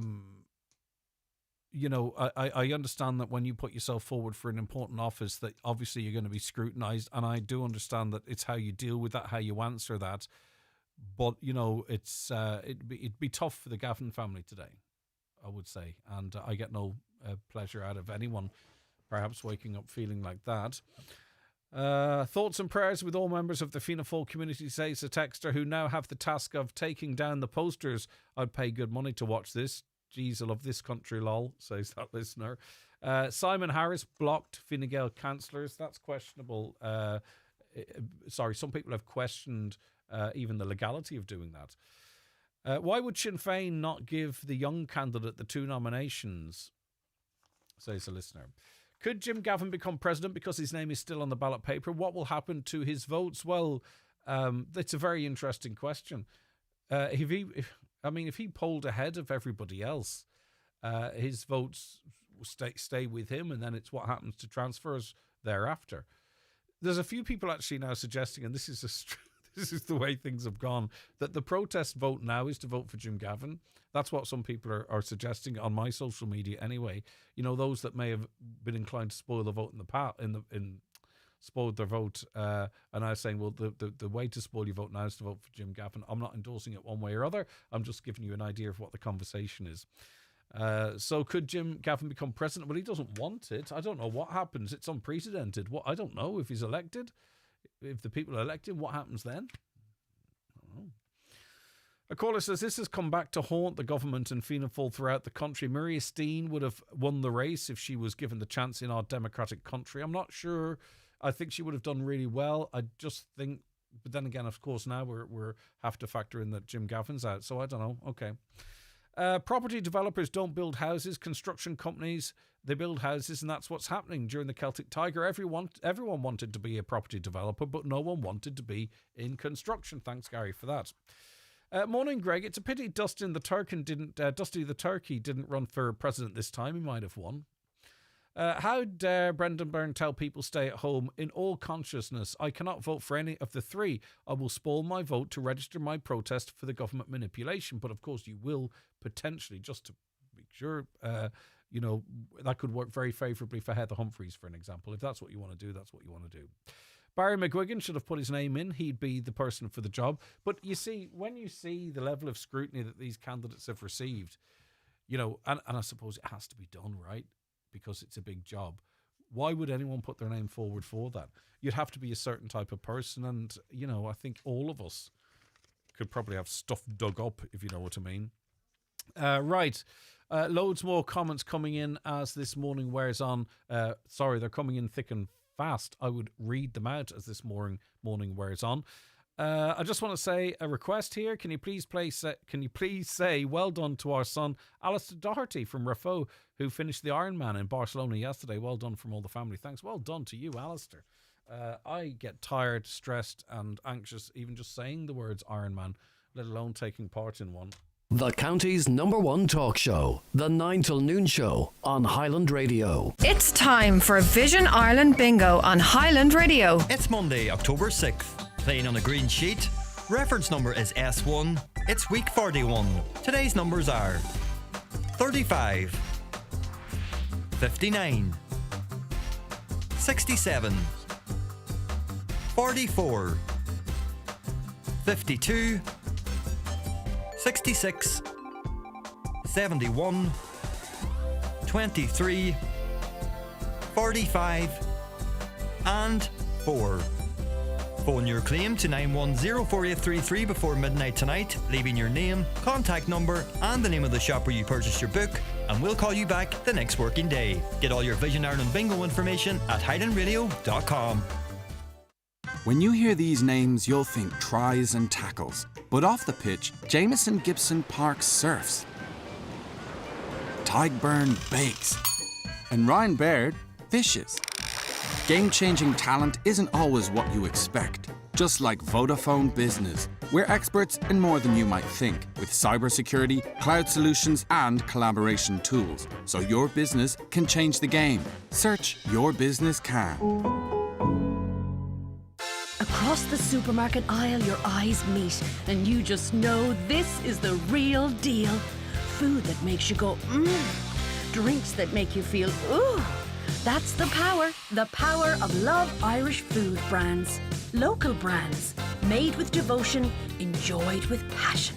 You feel the power of love. Of Love Irish food. You feel the power of love. Look love Irish food on pack. The 9 till noon show is brought to you by Letterkenny Credit Union, offering low-rate car loans with fast approval. Apply online at letterkennycu.ie or in office today. Okay, I'm joined on the programme by John McAteer. Good morning, John. Good morning, Greg. How are you after a busy weekend? Very, very good. I don't even know why we invited you on at this point, because so much has happened between the invite and your arrival here. I think we were going to talk about... I'm so flabbergasted. I'm actually feeling underwhelmed. I think we were going to talk about polls, and we might touch on them for a moment, but in a moment. But obviously, I'm fascinated to get your views on this Jim Gavin affair. And I suppose we're really only getting the fallout from it now, hearing comments from Billy Kelleher, etc. But I suppose on the face of it, he hasn't had a great campaign at all. And I suppose question marks now need to be raised about what scrutiny was given to his candidacy before the backing of the party that backed him. I would imagine plenty. The fact that Micheál Martin saw fit to bypass his own parliamentary party, which is a pretty strong group, and go for somebody, a total outsider, that had no contact or no knowledge or no experience on talking to the media. Jim Gavin was never all that anxious to talk to the media, even at the height of his football glory. He just treated them in a sort of a fairly dismissive, offhand way, because it wasn't what he did. But he has been a very, very poor candidate. He has never got going, and his remarks about Israel having achieved their objectives in Gaza has come back to haunt him time after time after time. And then he's had the gaffes about drones flying overhead when he was doing a 5K, and a couple of other occasions as well when he emerged there was no permission whatsoever. But when I saw Finn and Sheehan on Saturday evening walking across Brunswick Street, the Blackhall apartments just behind him, and he was beginning to relate the story. There was a very forensic story on independent.ie. And when I read of the efforts that the former tenant had made and was unable to contact Gavin under any circumstances, even though it was 16 years ago, the tenant who vacated the building and who had been inadvertently charged the rent by his banker building society, that was never returned to him, and attempt after attempt to contact Mr. Gavin through directly or indirectly through family members failed. He comes on then yesterday and he stonewalls with the same response that if he made the mistake, he is sorry. He's going to look at he's got to check the details now. I would imagine if I was in a situation where I owed you €3,400 and I hadn't paid it for 16 years, I probably wouldn't be on here this morning. Yeah, but it comes down to the advice he was receiving though as well, because that was a response I feel was given to him, and I also think it was misguided even in the first presidential debate, whereby he obviously was told to go after Catherine Connolly, and she had barely a sentence out of her mouth, and you could see that he was sent in there to interject and to make a point, and he didn't seem comfortable in any of it. I think he was told that, listen, this is what you have to do now that you're a presidential election candidate. Sorry, and just the whole thing to try and pretend that you can't remember something and that'll get us through this interview and move on. That's not how it works, and it just shows a naivety, not just with him, but those that were advising him. Oh, absolutely. But who are they? I presume Fianna Fáil's PR crew. Senior figures. Probably Jack Chambers, Micheál Martin. And Micheál Martin last night said that he was humbled by the numbers of people that he was meeting and the reaction on the ground from Fianna Fáil supporters. Strange that he would have been humbled by that, given that a couple of hours later he was gone. Yesterday's debate was very, very poor. Very, very poor. He, at one point, in relation to the Gaza thing, he picked up a few cue cards that he was sitting underneath and proceeded to start reading from them, excluding any remarks about the Israeli army having achieved their objectives. In normal circumstances, he would have handed those cue cards to Anya Lawler, who would have been the moderator and they just sat back down, and that was it, and just, that's my answer, just forget about it and move on. He was never in the mould to be a politician. He had spent a very, very long time as a very senior commandant in the Irish Air Corps, and those people live in a different bubble to the rest of us. They're highly trained, they're highly motivated, and they do everything forensically. You don't do that with politics. There's no point in going on Highland Radio with you to be forensic. I'm not. I'm not trying to in any way to try and deflect from his personal responsibilities here, but I can't get past the fact that he is surrounded by a massive organisation with a massive team. Things like the drone, things like the pictures with the army, not understanding sort of the basic politics of that, not going in prepared for debates, being given a stock answer that's actually going to shame him rather than in any way address these issues. Like, I really am struggling. If I think I, as one person, would have better handled his presidential campaign than the entire organisation did, because, you know, he went in there expecting their backing, and it seems to be an awful lot went wrong. There should have been other people that picked it up for him. Do you, maybe that's not even a relevant comment. Like, you're dead right there. He was depending on these cue cards, and if you're asked a question that's slightly off the grid in relation to that cue card, he tries to square that in the first 10 seconds, and he goes on to what's on the cue card, which doesn't relate to the actual question that was asked. And he sat there with this fixed smile throughout the two debates, and you began to wonder how long can this fellow remain at that. And then when the poll came out yesterday morning, showing Catherine Connolly on 32% and Humphreys on 23%, and he was on 15%.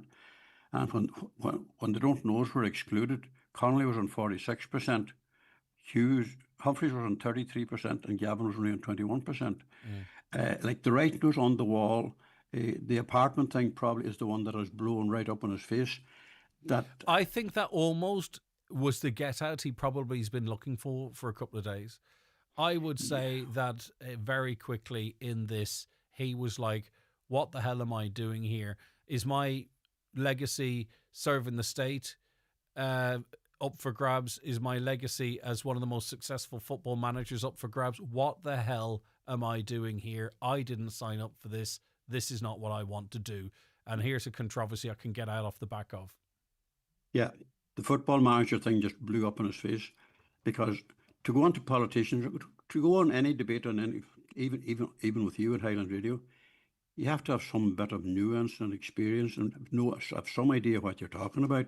You can't go on just talking off the top of your head as if nothing had happened and that you're not even listening, which sometimes I suspect you might not be. Hold on you a second now. John, I'm in the mood for you today. Stop it. Let's stay on track here. Come here. Yeah. What does this mean? Like, Billy Kelleher has... I'm not saying he would take any personal pleasure in someone else's downfall, but, you know, he's put his time in with the party. He would have been popular. He probably would have done really, really quite well. He's come out this morning with his comments that you've heard that I haven't heard. I'd say part of him's going, I told you so, and part of him is going, poor Jim. But I mean, like, he's lost out on the opportunity as well, actually, to become president. So on a personal level, this is not insignificant to him and how he was treated. I don't think he was ever going to be in the running for president. Oh, right. It's believed that he was probably a stalking horse for somebody else, and that someone else was rumoured around Leinster House to have been Dara O'Brien. Okay. Now, I'm not too sure if that's right or not, but I think Dara O'Brien will have his hat in the ring for the leadership when it comes up. It's the most serious criticism levelled at Micheál Martin since 2011 when he became Taoiseach, that it's a serious miscalculation. Like, in other words, you got it so wrong, it's time to go. It's that, you're into that kind of territory. I mean, this is fairly polite political language. You know, it's not been critical of anybody, just when you state it's a serious miscalculation. There's only one person making the calculations, and that was the Taoiseach, Micheál Martin. And from very early on, from the day Gavin's name was mentioned, people felt it was a miscalculation. The Fianna Fáil grassroots that I talked to on quite a regular debate were not going to vote for him. Now, how many will now vote? To what extent will this crash the election campaign? Well, we have a budget that's not going to be necessarily broadly popular amongst the people this week. And we also have a campaign that has Jim Gavin's name on the ballot, but Fianna Fáil on even in. Did they come out and did they back Heather Humphreys or what have you? Like, this can't blow over really, really quickly, because for the whole term of the presidential election campaign there, the big obvious miscalculation is there. It's there to see. How do they spin it? The trouble is that he wasn't able to spin it. People weren't buying into any of it. Micheál Martin presumed, and Fianna Fáil backbenchers will tell you that they've never spoken to him since they went into Leinster House after the last election. He's very remote. He seems to be living in a bubble all of his own, and that decision there, he undermines the party. It undermines the parliamentary party. It also undermines the Fianna Fáil grassroots, who would have preferred anybody but Jim Gavin, because there was no reason that it shouldn't have stayed within the parliamentary party. You had candidates there, particularly Eamon O'Keefe, who turned it down the last time because of Michael D. Higgins, both of them having served in Galway West together. But like at the same time, if that was left open within the parliamentary party, they would have had a very good candidate, I'd imagine, because they're pretty strong. They're a pretty strong group. You know, they have 54 seats. But why did Micheál Martin not think that there was someone within the party that could do the job for them? Because let's not forget also, it's not just Micheál Martin's reputation here. Ministers were scrambling over each other to back Gavin. I think actually, because it so happened that Jim Gavin was up in Donegal around about that time. I think Charlie McConalogue was one of the first, if not the first, to actually publicly endorse him for president. Like, I'm not asking you to answer specifically in relation to Charlie McConalogue, but you know, they backed their man as well, and you know, their fingerprints are on this as well. He was probably in Donegal a number of times, at least twice, maybe a third time. He was on the road day and night and meeting. He was just meeting the councillors, and he was just meeting the key figures in every organisation around the country. I think that Fianna Fáil had presumed it was going to be a battle between Gavin and Catherine Connolly, and that Heather Humphreys would fill up the slack and leave him in the arse. And that is not the way it has turned out. We're not too sure how Fianna Fáil addresses this crisis, or when to address it, or do we see up the road a vote of no confidence in his leadership going down at a parliamentary party meeting sometime soon. You know, 29 of the parliamentary party voted for Billy Kelleher. They did so, as Niall Blaney explained to you, because they wanted choice. And I would say some of them just didn't want Gavin. And you see, like, where do you go with that? Yeah, but I'm just trying to think how it would feel. Say, for instance, there was say that recent awards that were down on in Dublin. Say that instead of nominating someone from in the building here at Highland, right, they says, right, we're going to back someone from a newspaper and send them up because they like. That's a terrible example, because there are guys that work with the newspapers that work with us. That's not what I mean. Say just someone completely outside the station. It would affect morale within the state. You would think, well, are we not good enough here? Do you know what I mean? But, you know, would you have gone? Yeah. Would you have any reason to go? No. So my point is, like, Fianna Fáil, if you weren't good enough to go, then why bother going? Because it goes back to what Micheál Martin did. He totally stepped outside of the parliamentary party. Like, throughout the summer, the belief amongst the parliamentary party was this here, is that there's going to be a special parliamentary party meeting before the Dáil broke up in July to debate one issue only, and that was an election candidate for the presidential. And that never happened. So he got away. Candidates probably thinking about it were left high and dry, and the next thing up comes the announcement that Jim Gavin, the ex-Dublin football manager, was the chosen one and that he was going to fly it. His performances over the last 2 weeks, sadly, it's no reflection on him, but he just wasn't at the races. And he may be a very intelligent, he has just a military mind, and he's applying that. I mean, it's almost as if he's still in that bubble that where where the military precision comes into it. Listen, Everything is done forensically. if you meet someone that's been senior in the army or the guards, for example, you know straight away that they are, right? Instantly. And I don't mean that in any way negative. Okay, so what does this mean then, John, in terms of the outcome of this election? You know, like, I'm hearing people now calling for a protest vote by voting for Jim Gavin, which I don't know. But then again, there's this big movement of people to go out and write Maria Steens on the ballot or to spoil the ballot in some way or other. Do Fianna Fáil people even go out and vote now? Do people with sort of centre right leaning views go out and vote? What does this mean for turnout? What does it mean for the whole blooming thing? I can't unpack it. The first thing I would suspect is that left coalition will stick together. It doesn't affect them at all. Mm-hmm. Anybody that was going to vote for Catherine Connolly yesterday is going to vote for her tomorrow and on the day of the election. It'll not affect them. To what extent will it impact on Heather Humphreys' chances? She's not in the best of a position at the moment. We're not quite seeing the transfer of the Sinn Féin vote yet. To Catherine Connolly, it's estimated that there's about 25% of them haven't just made up their minds as yet. So it's going to be a real battle to the finishing line on this one. Heather Humphreys didn't perform all that well yesterday. I mean, one of her big things going into the campaign was her 10 years as a senior cabinet minister. That now has become her biggest problem because she's answering questions. But does she want it? Does she really want it now? No, she never did. Do you know what I mean? Like, does she... Like, would any politician, if you says, listen, I need you to go in there and do an interview where you have to let on that you want to be president, and I don't mean anything personally against her, but I'm watching, I'm going, does this woman really want this job? Does she want to even be part of this process now at this point?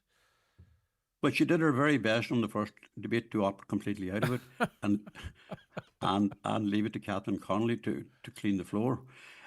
Yesterday, she was a wee bit better in that she was a little bit more energised, but when she was asked, on the housing failures of the last 10 years, her stock response was that I feel so sorry for anybody who can't get a house, and people need more houses, and we need to build more houses, and given the amount of money that we invest in housing, we need to be getting a better return. Now, people would be rolling their eyes to high heaven listening to that rubbish. She was Catherine Connolly, for one particular reason, is flying it because she had a good grasp. She had a Gaelic. She speaks the most fluent of Irish, but she doesn't push it down your face.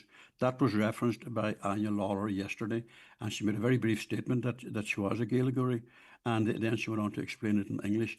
30 seconds covered it. The other two had nothing to offer. Jim Gavin said he was passionate about the Irish language, and Heather Humphrey said that she would learn it. Okay. You don't learn the Irish language in 5 weeks. Well, Joe McHugh wasn't far off it, but I take your point. Hey, come here. So who wins and how then? No, sorry. Turnout, who wins and how? Because last time, I think you were wondering would it break 40. In fact, I think you suggested it might not, but you can correct me if I'm wrong there. What's the turnout now? Who wins it and how do they win it? If it's at 35%, as a lot of people are predicting, it's the lowest key campaign I've ever seen for anything, and that includes the family referendum a year last spring. It's not been mentioned. Last night I was just getting floods of calls. The phone was pinging all the time. It was about Jim Gavin, and it was people rubbing their hands in glee that Neil Martin's nose had been stuck in the muck. Now, that's the attitude that Fianna Fáil is going to bring into the election campaign, is it?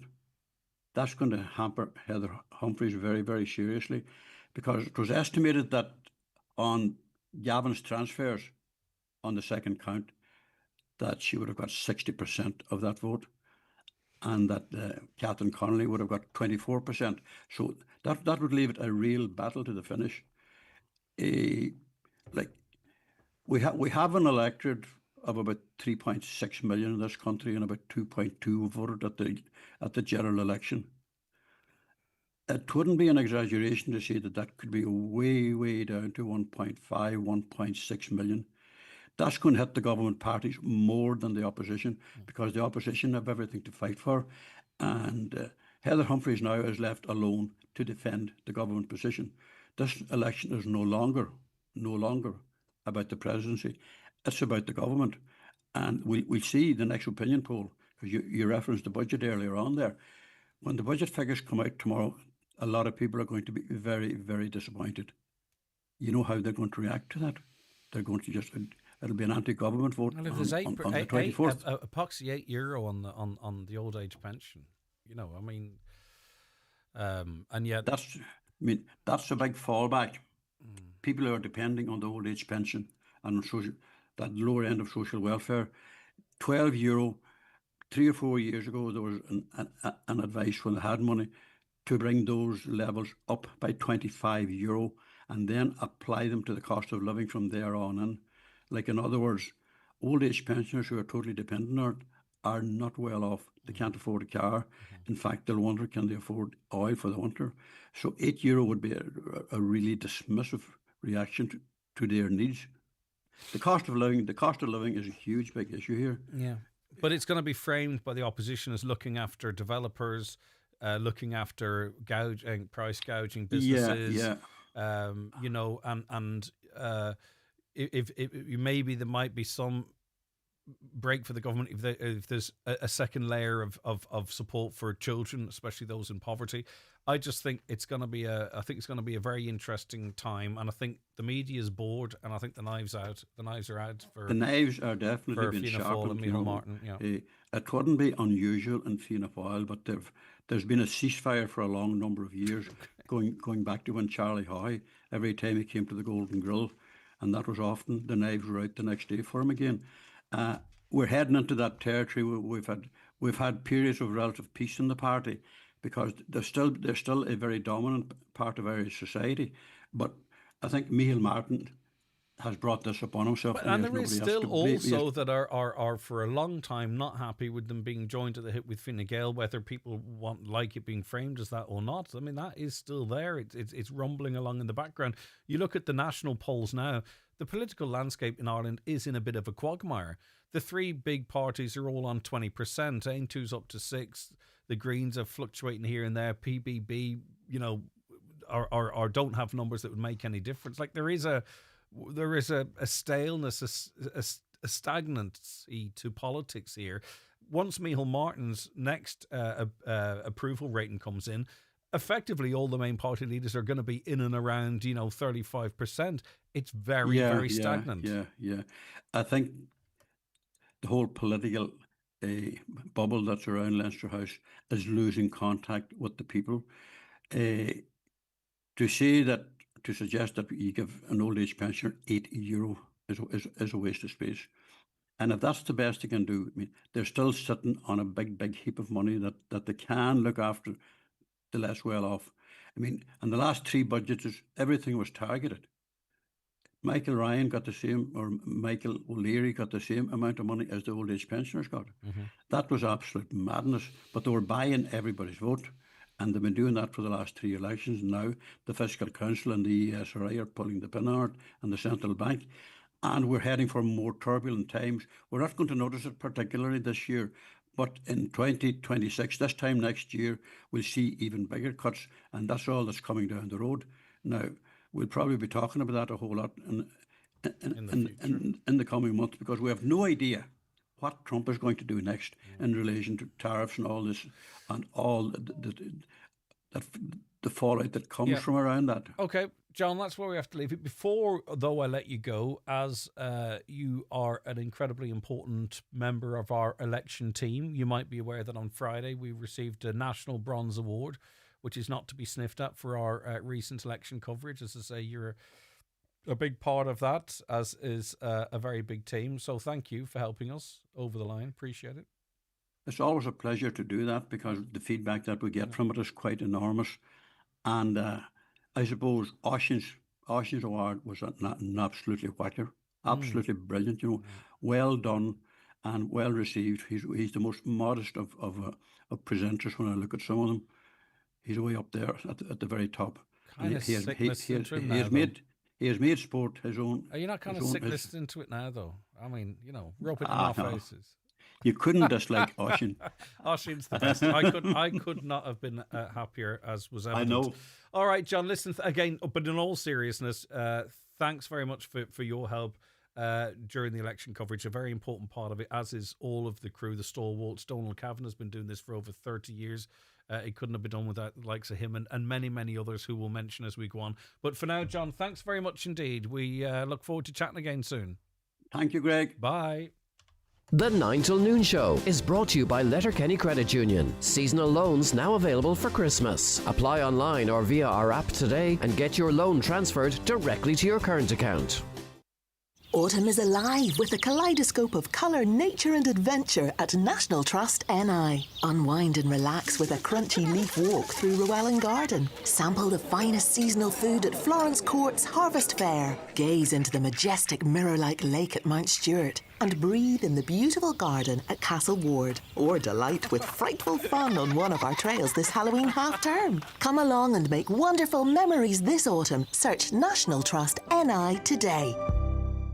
When it's gone, it's gone. This week's new Wigging at Home Store and More. All living room throws are all half price. But better hurry, because when all our half price living room throws are gone, they're gone. Also, all Halloween decorations are still half price. But when our Halloween decorations and photo frame wiggings are gone, they're definitely gone. Drop by your local Home Store and More. Visit us online at homestoreandmore.ie. Home Store and More. A happy home.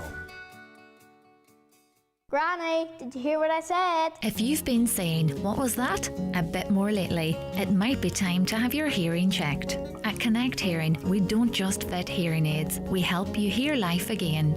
From tiny in-the-ear styles to Bluetooth connected devices, we fit the best solution for you.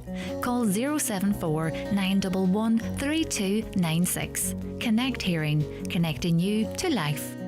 Brian McCormick, Sports and Leisure, supporting you with the right footwear. Have you tried the Hoka Sensation yet? Hoka provides comfort, support and shock absorption, which makes them a good choice for frequent runners and walkers, or anyone whose job requires them to stand for the majority of the day. Check in store or shop online at bmcsports.ie. Step into our safe size experience. Get the right fit for you at Brian McCormick Sports. Christmas Club now open.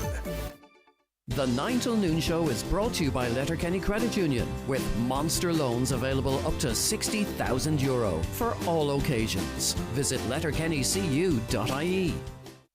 Dunn Stores is making dinner easier with brand new options like our delicious breaded chicken range. Choose from wings, bites or crispy tenders, all 100% Irish and available in flavours like southern fried or hot and spicy.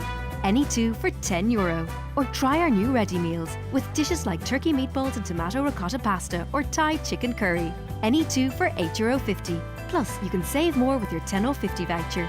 Dunn Stores, always better value. Terms and conditions apply. Vouchers can be used on next grocery shop. Monster Bingo every Tuesday night at Mulroy Woods Hotel. €3,300 must go with €1,000 on the last page. Doors open 7:30. Bingo starts at 8:30. That's Monster Bingo this and every Tuesday night at Mulroy Woods Hotel, Milford.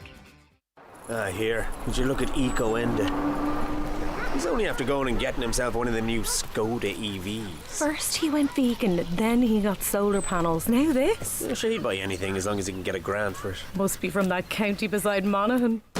The new fully electric Skoda range. The kind of cars that get the neighbours talking. But only if you're quick. Check availability at skoda.ie. Skoda, let's explore. Skoda. Your local Skoda dealer is DMG Motors, Clar Road, Donegal Town. Telephone 074 9721396. It's CFC Interior's 50th anniversary, and we're marking the milestone with our biggest ever sale, the Furniture Show NI 50th edition. Get bigger discounts, more offers and giveaways across all departments. Only at CFC Interiors, Campsie, Derry, Cookstown and Abbey Centre. Hurry, the Furniture Show NI 50th edition sale is now on. Highland Radio weather updates with McElhinney's. It's time to save on autumn essentials with our coats and boots promotion. Spend €100 on women's, men's or kids' coats and boots for 10% off. Offer available for a limited time only. Shop in store or online at mcelhinneys.com today. So it will be mostly cloudy today with a little rain or drizzle at times. Mild for this time of the year. Temperatures 15 to 17 degrees with southwesterly winds increasing moderate to fresh, strong and gusty in coastal parts. Now, October is Dyslexia Awareness Month, and this morning's Monday Focus is dedicated to increasing the public's understanding of dyslexia. Rosie Bissett is CEO of Dyslexia Ireland and is with me now. Good morning, Rosie. Thanks for your time. Morning, Greg. Right, okay. So, how important is it to have awareness months? And, of course, in the context of this conversation, Dyslexia Awareness Month. I think while awareness of dyslexia has improved, we still have a long way to go. And any of your listeners who are dyslexic themselves or have dyslexic young people in their families will know that there's still lots of myths and just not a deep enough understanding of what dyslexia means, and also still challenges around accessing assessment and accessing supports and things like that as well. And talk is obviously cheap. It's the lived experience, isn't it? It's the reality. And I think one of the elements of this campaign is the call for extra time. This is something we've covered on this show on numerous occasions, and it's just about fairness for people with dyslexia around about exam time specifically.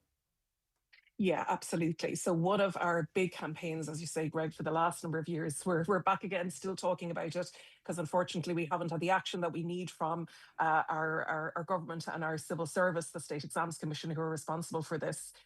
Young people with dyslexia, dyscalculia, and other learning difficulties, a core part of their challenge is with underlying processes, things like working memory, processing speed. So dyslexia is not only about reading and writing challenges, but actually how long it takes you to get information from your long-term memory, to organize it, to get it down on paper. How many times, for example, you may perhaps have to reread an exam question to get meaning of what is this question actually asking me to do. And what we don't have in Ireland, unlike in the North, in the UK, across Europe and internationally, we do not have extra time. Yeah, and it would make you wonder why, because I can't imagine they don't want to afford extra time. Sometimes I wonder, is it like, how do you implement it? Is it too complicated to even try to begin to follow another model, so therefore we'll just keep putting it off? Because I don't think you could look in anyone's eyes and say, dyslexia, people with dyslexia might require a bit of extra time. Could you accommodate that? And they'd go, no, we can't do that. That's not fair. Do you know what I mean? So the only reason is that people can't be bothered going ahead and accommodating people. I think our civil service, I think, sometimes are slow to change because, yes, sometimes perhaps the scale of change is scary for them. There's also, quite honestly, a fear, an incorrect fear that by giving extra time, they are in some way going to advantage young people with dyslexia in exams, when actually there's ample evidence at this point. In fact, there's been two big new pieces of research published in the UK in the last couple of months that show that even with extra time, as well as other accommodations, things like, a reader or doing an exam on computer, even with extra time, young people with dyslexia and other learning difficulties are still underperforming relative to their peers in exams. So we're looking for an accommodation that would move us towards leveling the playing field. But even if we had it in place, we know that timed exams are still going to be challenging for our young people. And there is a lead in time as well, right? So if the government were minded to sort of back this, right, they need to be letting us know now so that students can be planning for 26 or 27, because there's a start date, but there's a lead into. So in other words, it's years away, even if it were kind of confirmed today potentially. Well, if it was confirmed today, it could be in place for exams this coming June. Okay. Now, whether it will be is another question. Obviously, as you say, the pace of change is unbelievably slow on this issue, despite overwhelming public support and also cross-party political support on this issue. The State Exams Commission, who are responsible for the Junior Cert and Leaving Cert exams, each year publish their guidance on the exams and on, the reasonable accommodations that they're making available. Those guidelines for the June 2026 exams are due to be published in the coming weeks. Okay, so we will know in a couple of weeks if we're going to have extra time or not this year. So listen, I presume most of the public get it, but just to be clear, this isn't actually talking about just the exams per se. It's about your whole life, your options after that. Not just your educational options, but your career options. It is not just about the 2-week period making it fairer. It's about making the rest of their education stroke working life fairer. Exactly. And we all talk about the Leaving Cert as this gateway exam, which it is, and I suppose, how you are scored in your Leaving Cert exam very much dictates where you go next, what options are open to you or not. Ironically, when you get into further and higher education, extra time is offered to you almost as one of the first things if you get in the door. So, and certainly in a workplace setting as well, extra time and things like that too for reading or writing tasks, processing information would be kind of a standard accommodation in a workplace setting as well. So really we're looking for our young people with dyslexia, dyscalculia and other neurodivergence to have the same type of accommodation in this critical state exam that, as we say, is that gateway exam that really does determine, certainly the next number of years in their life, in their career. Yeah, and there's just a glaring absence of this in this space, as you've already referenced there. Other countries are doing this third level, or you know what I mean? Like there's a glaring gap here. It doesn't make any sense. It doesn't make any sense. And I suppose that's the issue. Our question, and when we spoke with the Joint Oireachtas Committee on Education and Youth last Thursday, our question really is, and we've never had a proper answer to this, is why not now? This is happening across Europe and internationally. This is happening in our third level colleges. We know that this is a standard accommodation. Why do we persist in Ireland being such an outlier and placing, therefore, this undue level of stress on our young people? Sive, a young student, fifth-year student from Athlone, spoke at the Oireachtas subcommittee, and she spoke very movingly about when she was doing her junior cert exam, and not one exam paper was she able to finish within the time because of her dyslexia. And she's an example that is, repeated across so many young people around the country with dyslexia. So let's take that added stress off them. Let's give them that little bit of extra time. It's a simple, human right, I think, to give people an opportunity to really achieve their potential, give them an opportunity to get their knowledge down in exams. Like I always think it's overly frustrating that we channel so much into this space of time for all students. But it's obviously greatly exacerbated. And I would say the anxiety doesn't start a week before the exams. It's years in advance knowing what's to come. And that anxiety could be relieved. And it would just be nice that people are able to fulfill their potential.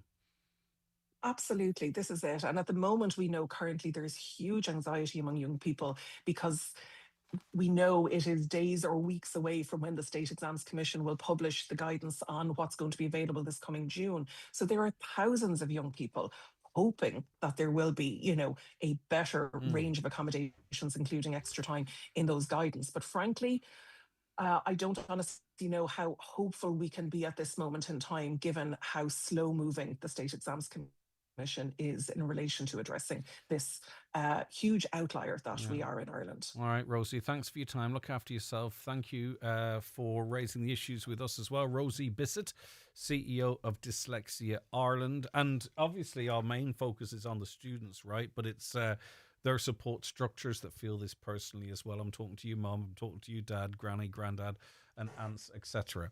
Hey, dozens and dozens and dozens of comments on the presidential election and the changes there. In Heather Humphreys, says the listener, is not responsible for the government. It's not fair that she was questioned for this during the debate. She's going forward as a presidential candidate. As per usual, Donegal don't want to see a Protestant elected. We are too much of a Sinn Féin county. I didn't even know her religion. I knew her husband maybe has connections with unionism, which I would have thought that's actually not a bad thing, but I didn't know her religion. But there you go. They go on to say, I think that Heather is the only honest candidate going forward. We are all learning Irish for the wrong reasons. Catherine has done wrong too. I've only liked President Childers and President Robinson. Yeah. Okay. I made a comment 6 weeks ago that Dustin the Turkey would have made a good candidate. Look at the ballot now. It's all a joke. Thanks, Anthony. Maybe you could be one of our political analysts. The spotlight now will fall on Heather Humphreys next. She might pull out too. You just never know. You just never know. John, keep Trump out of the blame game. Our government is responsible for its own ineptitude. Trump runs America, but Fine Gael, Fianna Fáil, our government, are running our country into the ground. But look, We are a small open economy. What happens in the White House, very, very important to our economy, and we can't pretend not. The 9 till noon show with Letterkenny Credit Union, now offering mortgages from 40,000 to 600,000 euro with no hidden fees or transaction charges. Letterkenny Credit Union, 9102127. There's value in something so fresh you can actually hear it. At Lidl, our team makes sure our fruit and veg is always top of the crop, with quality checks throughout the day for high quality tastes at our lowest prices. Like our mixed peppers 3-pack, 43% off, now $1.19 with Lidl Plus. Lidl, more to value. Live electricity wires are always near, and coming close to them can be dangerous. So always ask yourself, are you sure it's safe? Look out for electricity wires above and below you. If in doubt, call us on 1-800 372 999. It might just save your life. ESB Networks. Stay safe and stay clear of electricity wires. PDO thread lifts and skin boosters, which rejuvenate the skin by improving facial contours, lifting and tightening the jowls, neck, cheeks and eyebrows, are available at Genesis Aesthetics and Skincare Clinic, Gweedore. To choose the right aesthetic treatment for you, contact Mary Ferry, your aesthetic practitioner. Also offering fat dissolving treatments, dermal fillers and laser treatments for all skin conditions. Hair and makeup packages also available. Genesis Aesthetics and Skincare Clinic, Gweedore, 07495 325 75. Keep out the cold, cold, cold! And ring Fleming for their full range of garage doors, agri doors, insulated doors, milking parlour doors. Fleming, 91 48 234. At Charlie's in Letterkenny, they've been serving great food since 1984 to sit in and take away. Everything at Charlie's is cooked to order, so if you're having an all-day breakfast, a burger, or their renowned fish and chips, you'll know they've been freshly prepared. And there's a great selection of gluten-free options. Charlie's, in the heart of Letterkenny, open Tuesday to Saturday from 12 to 8, and for breakfast on Fridays from 9 on the Pierce Road. When the hunger hits, pull into Charlie's.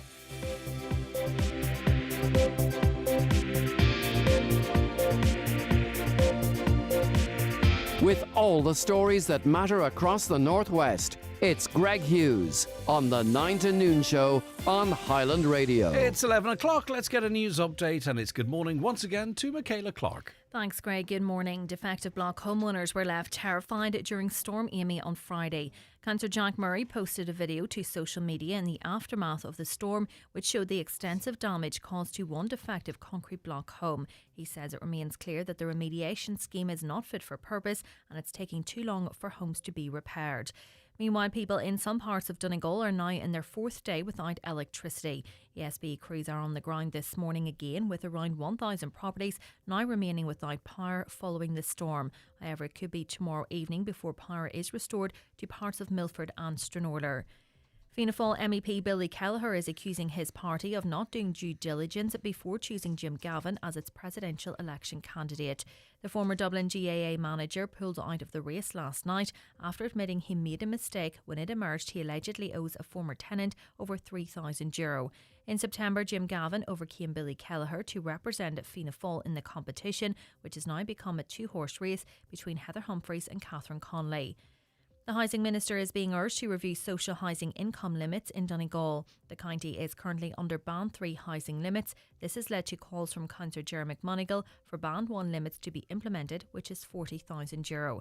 Councillor McMonigal says since limits were set, Donegal has experienced a massive rise in private sector rents and an increase in house prices, all of which are leading to more and more people needing to apply for social housing as they cannot afford the high rents and are unable to meet the criteria set by banks and lending institutions to qualify for mortgages. A possible €500 cut to third-level student contribution fees is among the measures being floated ahead of Budget 2026. That would replace the €1,000 reduction seen in recent years. A VAT rate cut for the hospitality sector is also expected to be announced tomorrow, but that's unlikely to come into effect until the middle of next year. A workforce plan has been submitted to the National Parks and Wildlife Service with a view towards fully reopening Glenveigh Castle. Castle tours have not been operating on Mondays and Fridays for a number of months due to staff shortages. Dr. Emmett Johnson, Regional Manager of Glenbeigh National Park, National Parks and Wildlife Service, confirmed on the 9 till noon show earlier that 6 vacancies need filled. Independent Ireland is calling for an end to toll increases. Toll income for the M50 increased by 12% last year, according to the latest annual report of Transport Infrastructure Ireland. And the Ballyshannon Historic Towns Atlas will be launched this week. The Irish Historic Towns Atlas was established with the aim of recording the topographical development of a selection of Irish towns. The launch takes place in the town on Thursday in the Abbey Centre at 6 p.m. Those are the latest headlines. We'll be back with an update again at 12 noon. Thank you, Michaela.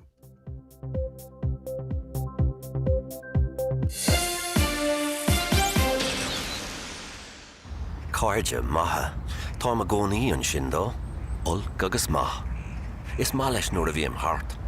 Éon uair a bhíonn sé ag dul amach faim an gléach. Agus lá aigean, is tócha go mar óig mé. Ní cara maithe an tabhac. Is féidir an smacht atá aige ort a bhriise leis de 28 lá.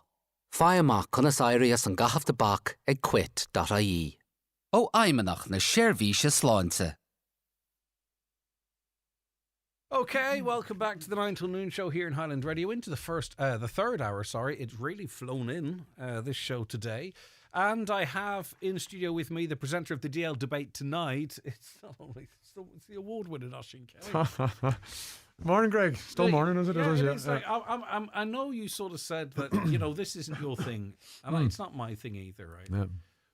But you've come in with the award, like it's 4 days later. What's going on here, bro? It's just carrying it everywhere with me. I had to bring it on to show it off to some of the staff. What's it been like? Because we were down, just to recap, we were down at the IMRO Radio Awards. It's the Oscars, effectively, of radio, if I could phrase it like that there. And you've got your RTEs, your News Talks, Today FM, and all the local radio stations. And as you can imagine, there's dozens and dozens and dozens of radio stations. There's hundreds of people working in sport. And they drew up a short list of 4 or 5. There was five in the people, short, yeah. Right? Who they felt worthy to be named the Sports Broadcaster of the Year. And lo and behold, who's number one? Only our own Oisín Kelly. So you've had a time to digest it. And as I say, I do know, and people that know that, this is not necessarily your thing. But it must feel good. It does. I'm very happy. I did win one of them once, Yeah. Now, it was barely mentioned on Highland, but I'm just not quite as loved as you are, right? Yeah. They're very rare in coming through the door in this building. They're not an easy thing, one. No, tough. So they're not. And listen, it's been fantastic, Greg. I wasn't expecting. Get shortlisted was great. I wasn't expecting any more than that. And you were, we'll not go into it on air, but the reasons you were trying to outline why, and I was like, no, I didn't agree with it's you. really it. But listen, what struck me most of all is the love, the kind words, the comments from everybody, be it personally to me or on social and indeed through all Highlands channels as well. Yeah. That's been amazing. I'm very, very humbled. Yeah. But it's a lovely thing to get. I never thought ever that I would be a sports broadcaster of the year at the IMRO Awards. The way I called it was it's like the Brits of the music industry for Irish radio. It's That's hard sort to of phrase it's a big there's big deal. Scales of one, but this is everybody. This is BBC Northern Ireland are in there. Yeah. Everybody's in there. The whole island of Ireland is represented there. So, the names that you're amongst are the creme de la creme of Irish broadcasting. And the guys that was in the category that I was, I know them very, very well. Yeah. And they're very, very talented people. Yeah. So they are. They're very, very talented people. And they're lovely people too, but it's nice to get it, Greg. And again, thanks to everybody for their lovely message. And thanks to the staff of Highland as well, because they've been brilliant. I've been here a long time, and there's been a lot of people involved in my career, Greg, from back in the early 90s when I stepped in the door as a 16-year-old, I'm probably giving away my age now, on work experience. And they were all part of the direction I took. Yeah. There's been lots of people I've worked with, so thanks to them. But maybe most of all to Linda upstairs, who that's probably wouldn't be sitting here beside me today if it wasn't for Linda. She was the one who was pushing me for it. So, so thanks to Linda, and obviously as well I have to mention my wife and my family at home, Greg, because sport's not a 9 to 5. It's hours over the weekend that you're working, and it takes up quality family time. It's not just the 70 minutes of a match. It's the No. 5-hour drive Yeah. there. It's the 5-hour So drive thanks back. to Angela, who affords me the time and the opportunity to go out and do something that I And love was she doing. proud of you?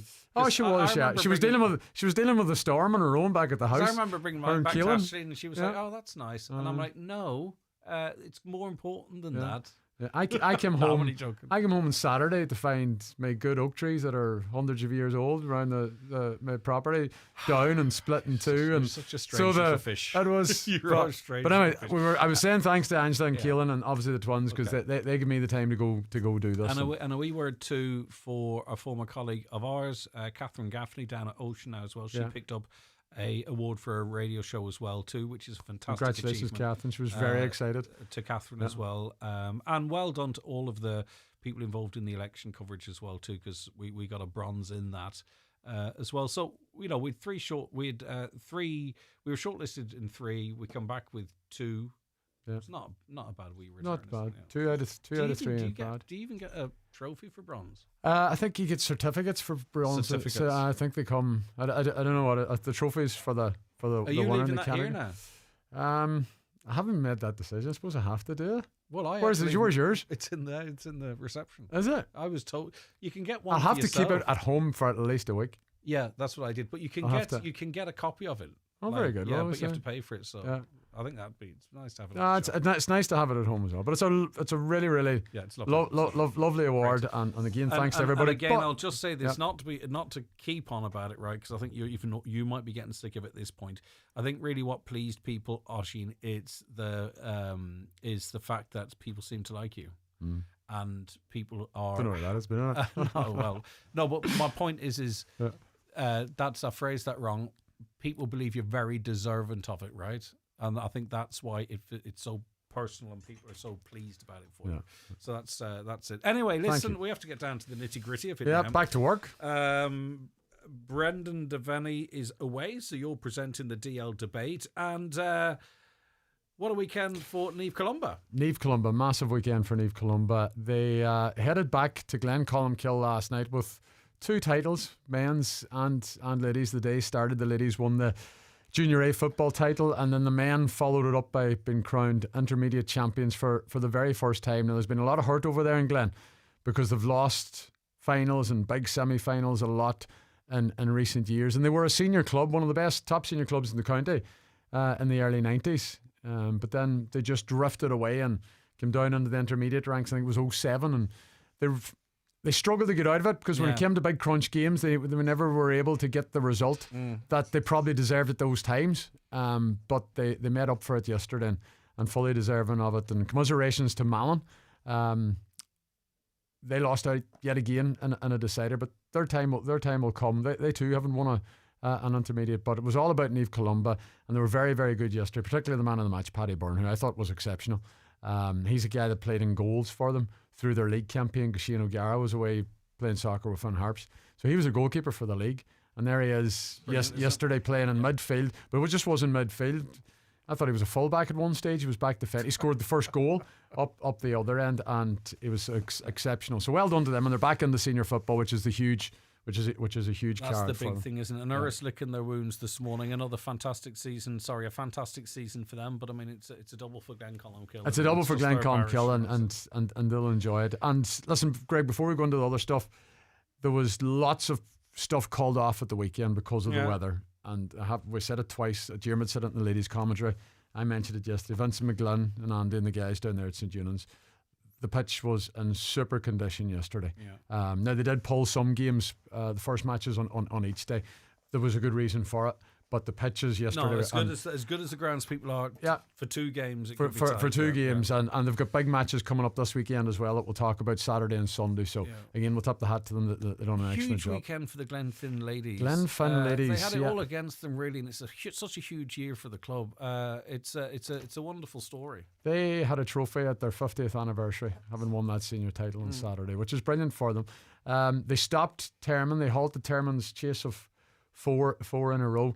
But Glenfin won it, and deserving winners as well. And listen, they have a group of really good young footballers, but they also have a core if you want to call them hardened veterans, I including think the Yvonne best- Bonner, who the could best play teams the seem to match. have that, don't they? They Yeah, have that so balance. they were very good. But a big year for Glenfin, 50th anniversary, and they had the Dunyan Boyle Memorial Cup. Will they on struggle show. to hold on to the stalwarts now?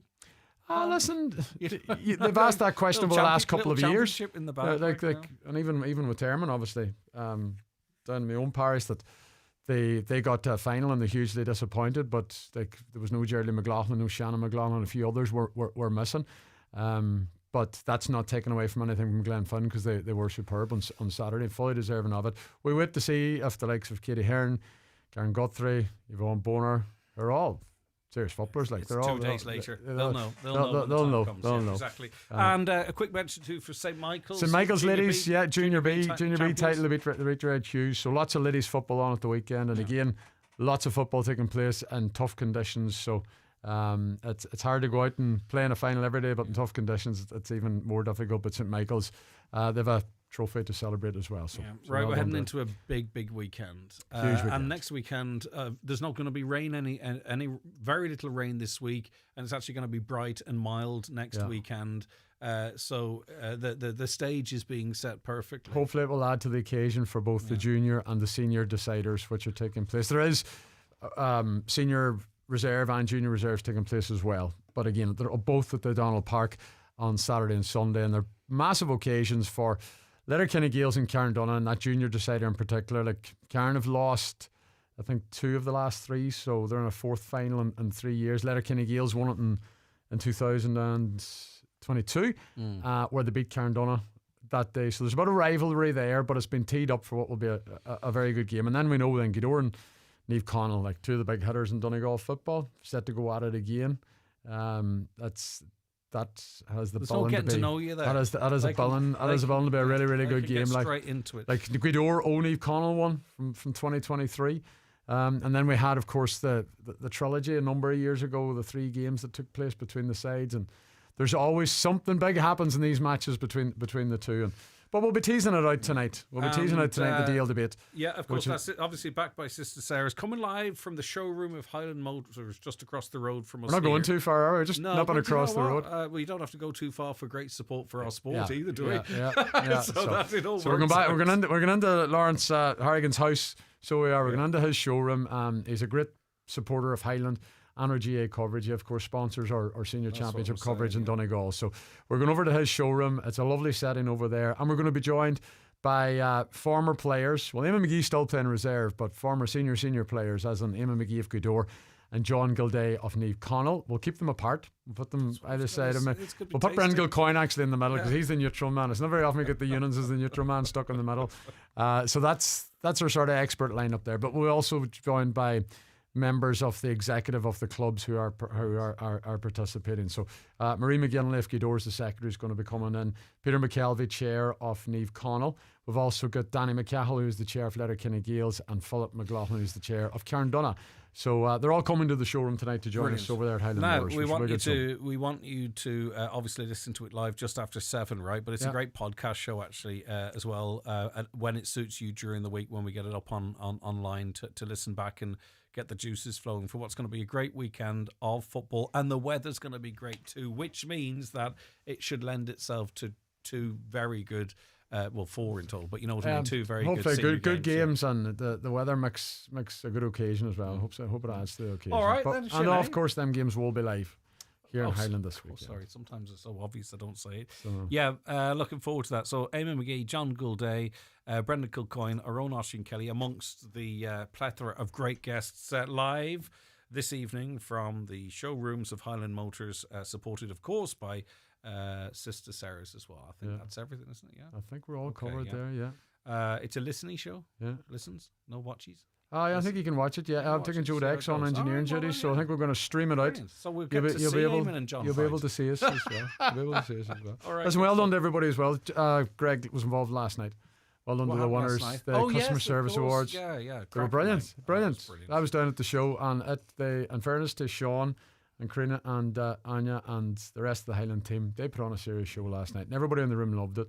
The atmosphere was brilliant. It's great fun. Can I just give, because just back into Dave doing music, Marty Friel has a massive role in keeping that buzz going. Yeah, the tunes he was playing. I didn't realise there was so many bangers. Do you know what I mean? Because I Mhm. thought I can't top that. Yeah. Well, I'll be honest. That's 2 awards we were at the weekend. We went to them awards in the Lyra Hotel Estate. You were there, and it was an exceptional night.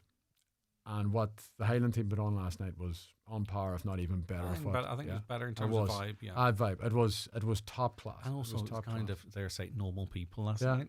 Yeah. You are on air. You can't really say that. You can't. Really, but it was brilliant. So well done. Well done to everybody from last night. No, there's not very much of this. When I started out, it was just digital. Yeah. No, I'm only messing. All right, then. Well done to you again. Look forward to that show. It's on just after 7 o'clock. Just news, after right? 7 o'clock Okay. news, live from Highland Motors. Live from Highland Motors, and that's the DL debate. Looking forward to a big weekend. Well, the biggest weekend in club football, isn't it? In the For Donegal county? club football, it is. Yeah. All right, and brilliant guests as well. Back with more after the break. The county's #1 talk show, The 9 till Noon Show on Highland Radio. The 9 till Noon Show is brought to you by Letterkenny Credit Union. Digital loans now available. Apply online or via our app today and get your loan transferred directly to your current account. If you're going through a difficult time, you're not alone. There are now more mental health support services available for men. These include free counselling sessions, in person or online, as well as confidential phone support, available 7 days a week. Getting support can make a real difference to you and your loved ones. To find out more about the full range of free services available, visit yourmentalhealth.ie/men. From the HSE. Thinking of changing your floors? Why not see what Florid Letterkenny has to offer? Florid have a large selection of solid, semi-solid and laminate click vinyl wood flooring, together with a fantastic choice of parquet, herringbone flooring, all at incredible value. Don't delay. Call Florid today on 087 161 7008. Ensure the safety of your team with SafeTech. We have part-funded courses in first aid, people moving and handling, confined spaces, food hygiene, quad bikes, fire warden, IPAF MUPS, electrofusion, welding and machinery cards for Ireland and UK sites. Also delivering online courses like utilities, water hygiene and construction supervisors. SafeTech can deliver group training at your business premises. To find out more, contact safetech.ie today. For all your training needs, Northwest Forestry Services Training Department Ballybuffet offer a wide range of courses from training bodies such as NPTC City and Guilds, QQI, LADRA and ABA International. Courses include all land-based services such as chainsaw, tree climbing and rescue, pesticides, working in heights and ATV training. Other courses offered include first aid responder, manual handling and building safety, to name but a few. For a full list of training courses and availability, contact Northwest Forestry Services Ballybuffet on 074 9132033. Looking ahead to 2026? Now's the time to order your 261 Kia at Heron Auto, Donegal Town. With 5 brand new Kia models arriving, there's never been a better time to upgrade. With smart design, a 7-year warranty and finance starting from 0%, Kia delivers style, comfort and performance you can rely on. Visit Heron Auto, Donegal Town. Secure your 261 model today. Drive with confidence, drive with Heron Auto. Túir de bhór náir de bhic léin. Is féidir le seirbhísí bus nascáitiúil TFI atá ar fáil ar fud na tíre, tú a cheangal le réimse lehan choláistí ó cheann na bliana. Sa bháiltar sús le 50 géad ar hálaí airgid nuair a bhaineann tú leas as do chárta lí TFI désaí óga nó de bhic léin. Túir cuairt ar transportforireland.ie. Is sinne Transport for Ireland. Is muid iompar dit. Shekelatha ama Highland Radio. Arna dúirteagad ag Airgrid. Uproar agus forbor an go letrachas na hÉireann. Airgrid. Pobl a guachtu, era a guachtu. Heshe. The time 21 minutes past 11. We're joined in studio by John Bosco McBride, manager of Sheephaven Credit Union. Good morning to you. Good morning. Thank you so much for calling in. How are you? Thanks, Greg. Good to have you. Thank you. All right. And also Brendan Jenkins, president of the Irish League of Credit Unions. Good morning to you, Brendan. Good morning, Greg. Thanks How so are much you? for calling in. You're very I'm doing welcome. good. John, you are taking a bit of time to yourself. Yeah, that time has come, I suppose. I tell you, these retirees are getting younger every time I interview them. I wish, unfortunately, the age calendar doesn't say that now. All right, so your face does. Thanks. What's it feel like? Oh, yeah, well, I think we're getting into that mode now. I suppose we have 34 years at it now, so I think it's time to take the break. Yeah. So Okay. we're getting there. Yeah. Okay. Now, Sheephaven Credit Union, two offices, Carrigart and Creasler, serve in the community. Yeah, we have one in Carrigart. Well, the main office is in Carrigart, Yeah. but they call it a sub office in Creasler, but it's really a main office as well, where we're open 6 days a week in both of them. Yeah. There's been some change in credit unions over the years, but then there's been bits that haven't changed as well. I might put that to you, actually, if that's all right, Brendan, because the credit union is one of those, and we'll bring John Bosco in the conversation as well. I mean, obviously the core values have to remain the same, because that's where the popularity is, but also too, and even just recent developments in terms of increasing the amount that can be lent and all that type of stuff. Like it's been a massive period of time for credit unions, hasn't it? It has, and I suppose over the last 20, 30 years we've been evolving and changing with the times, probably no more so than currently. And I suppose the term that we come up with now is, digital when you need, digital when you want, in person when you need.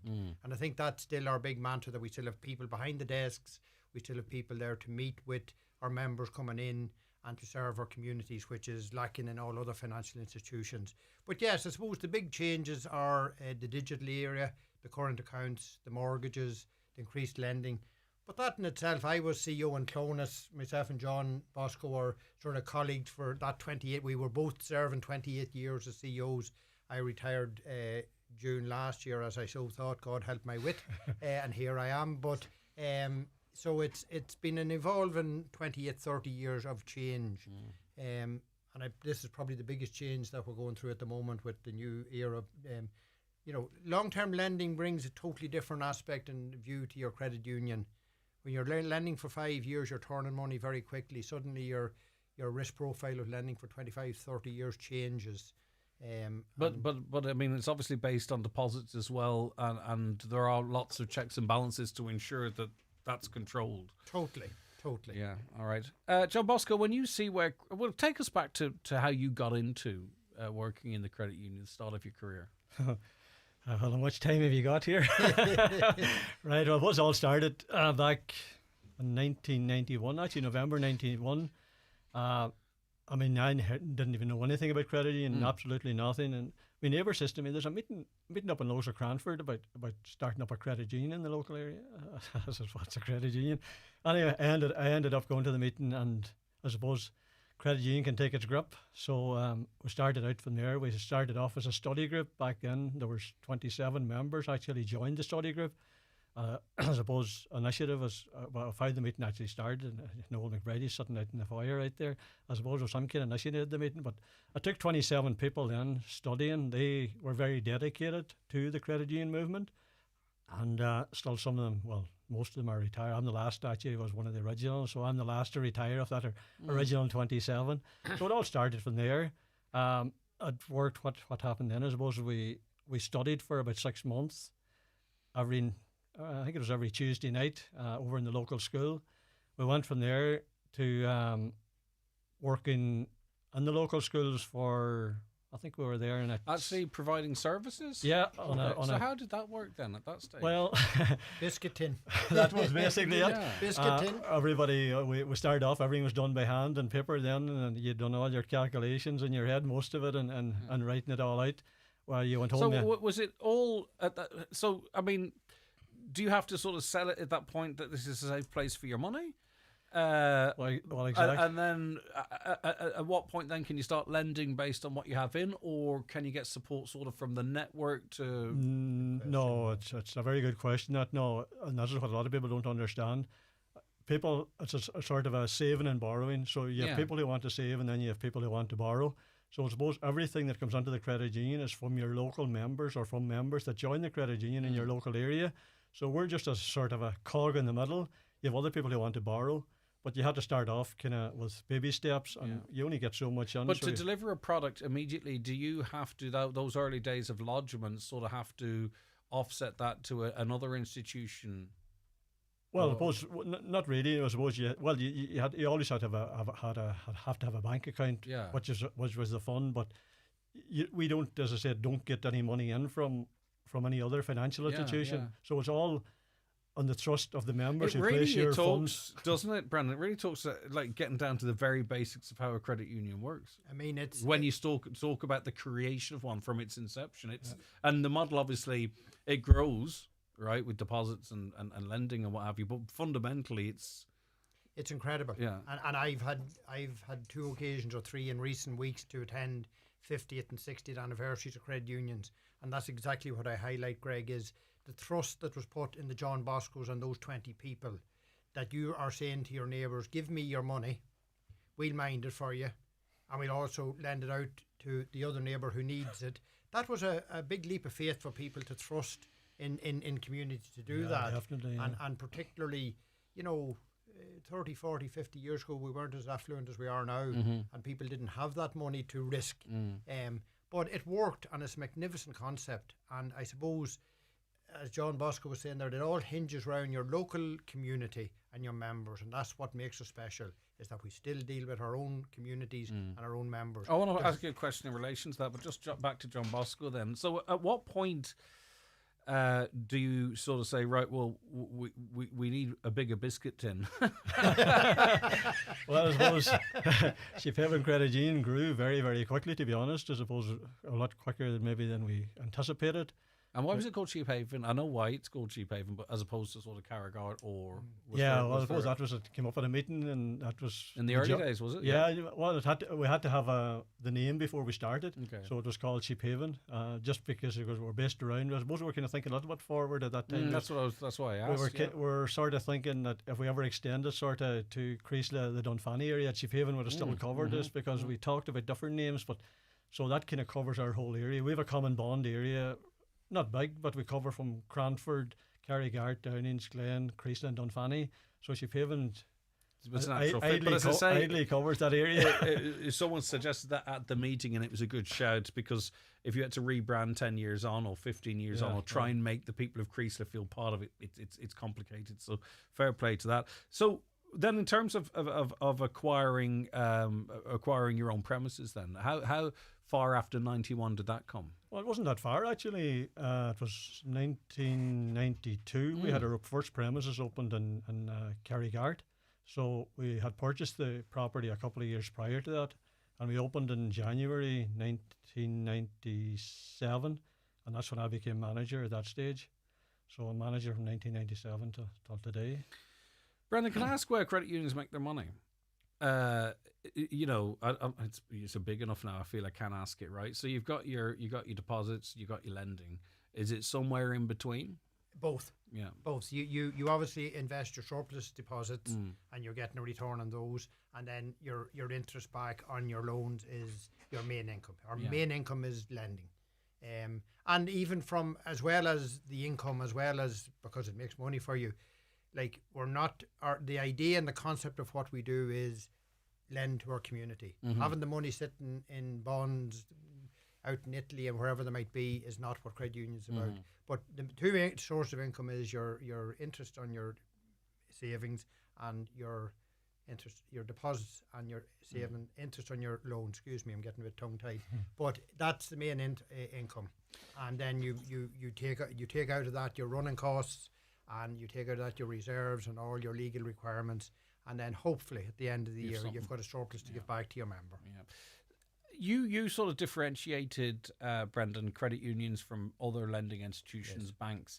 As you scale up, as the credit union movement scales up, how do you ensure that you don't get grouped in?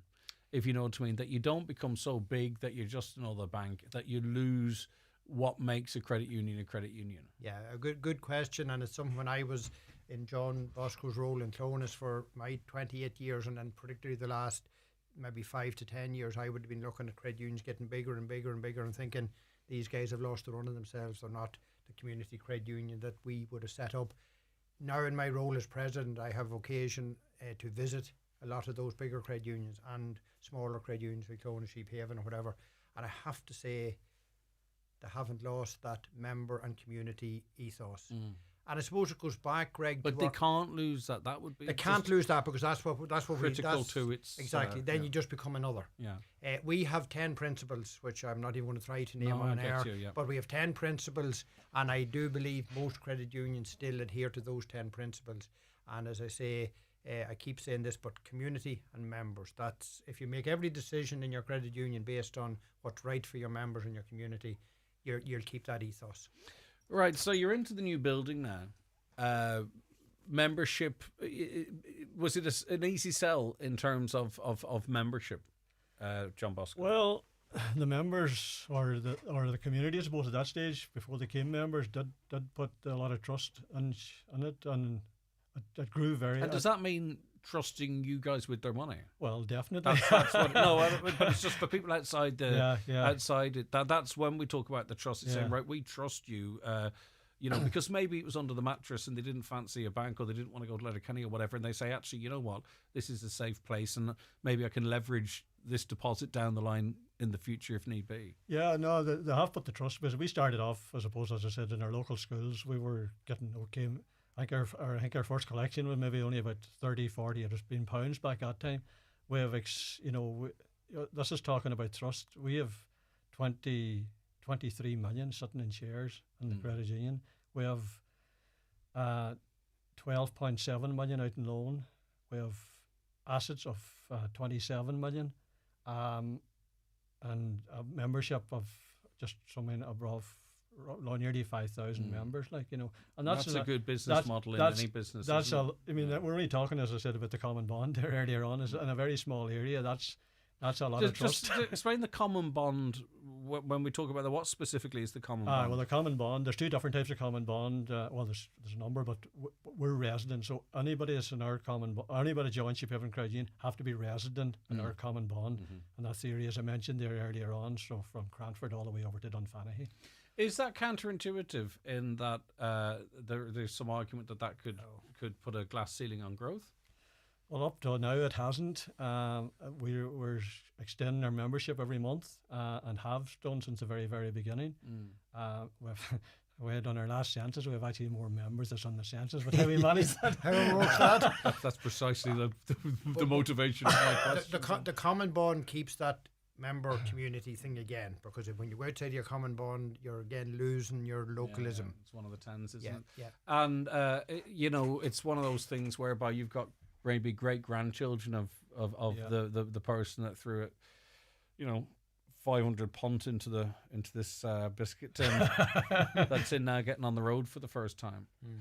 There's a big night taking place on Saturday the 11th of October. It's in Carrigart from 2:30 p.m. to 4:30 p.m. And it's been organised for you, John Bosco, to celebrate your retirement. Oisin Kelly's brutal in terms of taking credit for his award, right? What are you like? Are you able to go in there and go, you know what, this is great, I'm glad you come out, I'm going to enjoy today? Well, or are you like, oh, blooming hell, can't wait to get this over with? Well, I suppose I wanted to suppose initially kind of fade into the background and very little happened. The next thing I'd seen a poster of celebrate my retirement. So I suppose I like to be in the background mainly, to be quite honest, but I'll have to come out and present. But no, it's much appreciated, because there's a lot of people behind the scenes that never get any appreciation. There's a board of directors, a voluntary board of directors. There's a fantastic staff there, and of course the members. And without all them people, any credit union, no credit union, I suppose any business can survive. What are you going to do? How are you going to fill your time? Well, I haven't decided that yet, but well, that's a problem. Well, the wife has decided it for me. Well, that's okay then. As long as one isn't thinking in that house. I see the length of the nuts in the fridge getting longer. There's all the jobs for the last 10 years. Well, I suppose I always describe the credit union, and I suppose I'm a perfect example of that. And when you speak to our friend out in the waiting room, I can't think of his name. Noel. And people like that, I always describe the credit union where John Bosco's retiring and I technically retired. It's like the mafia, is it? Well, it's worse than the mafia. But I used the Hotel California. Yeah. You can check out, but you can never leave. But it's important, Brendan, I think that, obviously transition is incredibly important, because, John Bosco's mentioned the fact that he's one of the last of the founders, but everything that follows now stands on John Bosco's shoulders. But the sort of the ethos, the attitude, the commitment, the love, the passion, you have to instill that into the next generation of people, because it's they too that are the hands that now guide this forward. Yeah, and I think we as a movement are good at that, Greg. I think we're good at that, and I think individual credit unions and people like John Bosco and myself who lived it and were reared to it have instilled that into the next generation. And I think the next generation of employees and boards and that, just what you talked about earlier on, they know that that's what makes us different to the rest. And they know that that's our golden bullet that we have to keep right. So, yeah, it hasn't been a difficult task.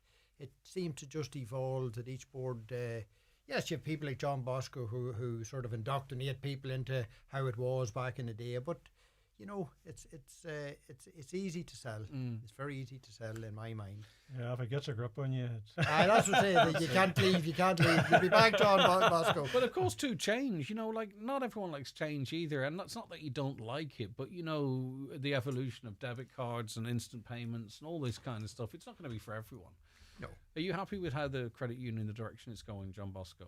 Well, yeah, I suppose I've seen a big changes in it, but I suppose, as Brendan alluded to earlier on, you have to have a bit of both, I think. I suppose we still have 2 offices open 6 days a week. We see that. See, walking into an office and speaking to someone, it's so valuable. It's so valuable that you don't see now. Really, often when you walk into a lending institution, it's often a person who's there to direct you to which machine to use. Right now, I'm not saying that credit unions might not eventually go down that route, but they're not there at the moment. But that's the kind of stuff that needs to be held onto. And it's not actually even just for a certain generation. It's across the board, because we still want to be treated like humans, and we want to be treated like customers. And I believe also personally, when you're lending money, it's hard to beat looking at somebody face to face. You get a feel for somebody. Like typing in an application at 12 o'clock at night sitting at home doesn't give us as CEOs the feel of the person. You're not a CEO anymore, my friend. Well, sure. We still are, what did I say? No, I'm only joking. I'm only reminding you of the Hotel California. I know. I was just about to say that. But we've been there. We wore that badge. I know that. And you're now current president of the Irish League of Credit Unions. John Bosco, I know you're incredibly popular. I know that anyway. And I know that it's not just because you're of a community. It's the fact that, the credit union still, I think, to this stage is part of our community, but part of people's lives. Part of the, are you going to go to the credit union and see if you can, that sort of a way. It's just part of the language of a community, which it still retains that, which is great. So that means you're very much part of it beyond your ever presence in the community as well. It's an important thing. You're like your local parish priest. Yeah. I mean, except you don't clear off every few years when the bishop tells you. Yeah, the bishop doesn't dictate to you. So it's that kind of a pillar, which is lovely. And you leave that legacy with Thank you very much. 2:30 to 4:30 p.m. Sounds like fantastic, but a little bit boring. We're going to have to slip that back to I've seen on the poster 8 p.m. to 9 p.m. Celebrate my leaving. Is that not 2:30 a.m. tonight? That's it. But anyway, listen, there's plenty of places local if you want to continue the celebrations.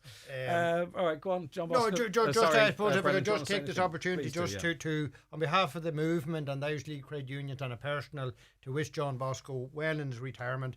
He has served his community and his credit union top end, exemplary, and we'll meet along the way. Thank you very much, Brendan. Thank you for making the long journey up over 2 hours there this morning. You must have managed the time that only all men came to clown us, and went away happy. So we're reciprocating. But no, we wish you well, John Bosco, and as I say, I'm sure we'll meet along the way. Thank you very much. Do you play golf, John Bosco? I don't know. No. Keep that way. Enjoy your retirement. Enjoy your walks. Thank you very much, Greg. Thank you very much, All right, Greg. listen, thanks so much for calling up. And it's been actually lovely to be able to get a chat to you. And it's great that Brendan was here as well, because it's a testament to you as well. So thank you so very much. Brendan Jenkins, President of the Irish League of Credit Unions. Thank you, Greg. And John Bosco McBride, he ain't going anywhere. He's just stepping down as manager of the Sheephaven Credit Union. Thanks so much to you. Thanks, Greg, for having us. Thank you. The 9 till noon show with Letterkenny Credit Union. Simplify your debts with a debt consolidation loan from Letterkenny Credit Union. Call us on 074 910 2126 or apply online via our app or in office today. It's Cabaret 25 at Harvey's Point. We start again on Wednesday, September the 3rd, and every Wednesday until November the 5th. An amazing lineup of stars, gourmet food, the warmest of welcomes, and all in the beautiful surrounds of Harvey's Point on Lough Esk, Donegal Town. Book today 074 972 2208 or harveyspoint.com. The Harvey's Point Cabaret, a night not to be missed. Poor Sandra. She's bedbound, burning up, wishing she'd gone to Boots. Her throat's sore, head's pounding, and on top of all that, now she's worried she's missing out. Because judging from the group chat, she's just missed a great night with friends. Make the most of this winter and help protect yourself and the people around you. Get your winter flu and COVID-19 vaccinations at Boots. Book yours in-store or at boots.ie/flu. Boots. With you for life. Eligibility criteria apply. Charges may apply subject to availability. As a parent, you always remember the little things, but don't forget the bigger ones. When it comes to child safeguarding, do you know who to speak to in your child's school and clubs? Under Children First, all organisations working with children and young people need to have strong measures in place to safeguard children. To learn more about Children First, visit gov.ie/Children First. We were all children once. Now we are children first. Brought to you by the Government of Ireland. Thinking about changing your car? Making the change is easier than ever at Kelly's Toyota, thanks to Toyota Approved Used. Choose from our extensive range of used passenger and commercial vehicles, including 242 and 251 demo models at great prices. Tested and approved by Ireland's most trusted car brand.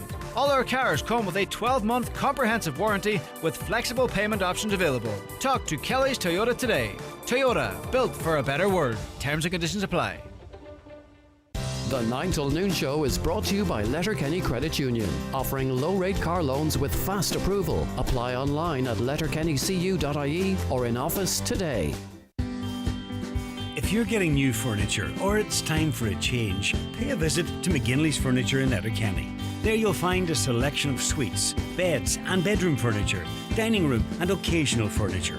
You'll be amazed by the selection and pleasantly surprised by the prices. At McGinley's Furniture, Portlink Business Park, Port Road, Letterkenny. And online at mcginleysfurniture.com.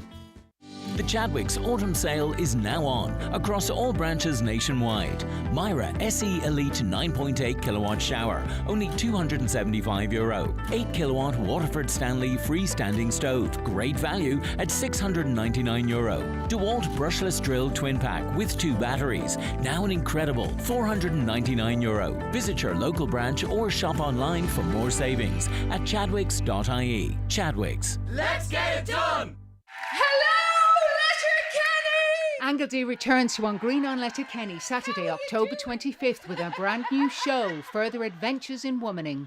Usually, half the audience goes, but obviously, it's a very popular procedure in Letterkenny. Tickets at ongreenon.com. Highland Radio weather updates with McElhenney's. It's time to save on autumn essentials with our coats and boots promotion. Spend €100 on women's, men's or kids' coats and boots for 10% off. Offer available for a limited time only. Shop in store or online at mcelhenneys.com today. Okay, mostly cloudy today with a little rain or drizzle at times, mainly affecting Atlantic coastal parts. Mild for the time of the year, temperatures 15 to 18 degrees. Now, Kate Finnemore joins me on the programme. Kate, good morning to you. Good morning, Greg. It's great to be back. Yes, Clinical Midwife Manager, Breastfeeding Support at LUH, and Mary McFeely, Public Health Nurse, Lactation Consultant in Donegal. Hi, Mary. Hi, Greg. How are you Thanks getting for having on? us. Good, thank you. Great to have you both in with us.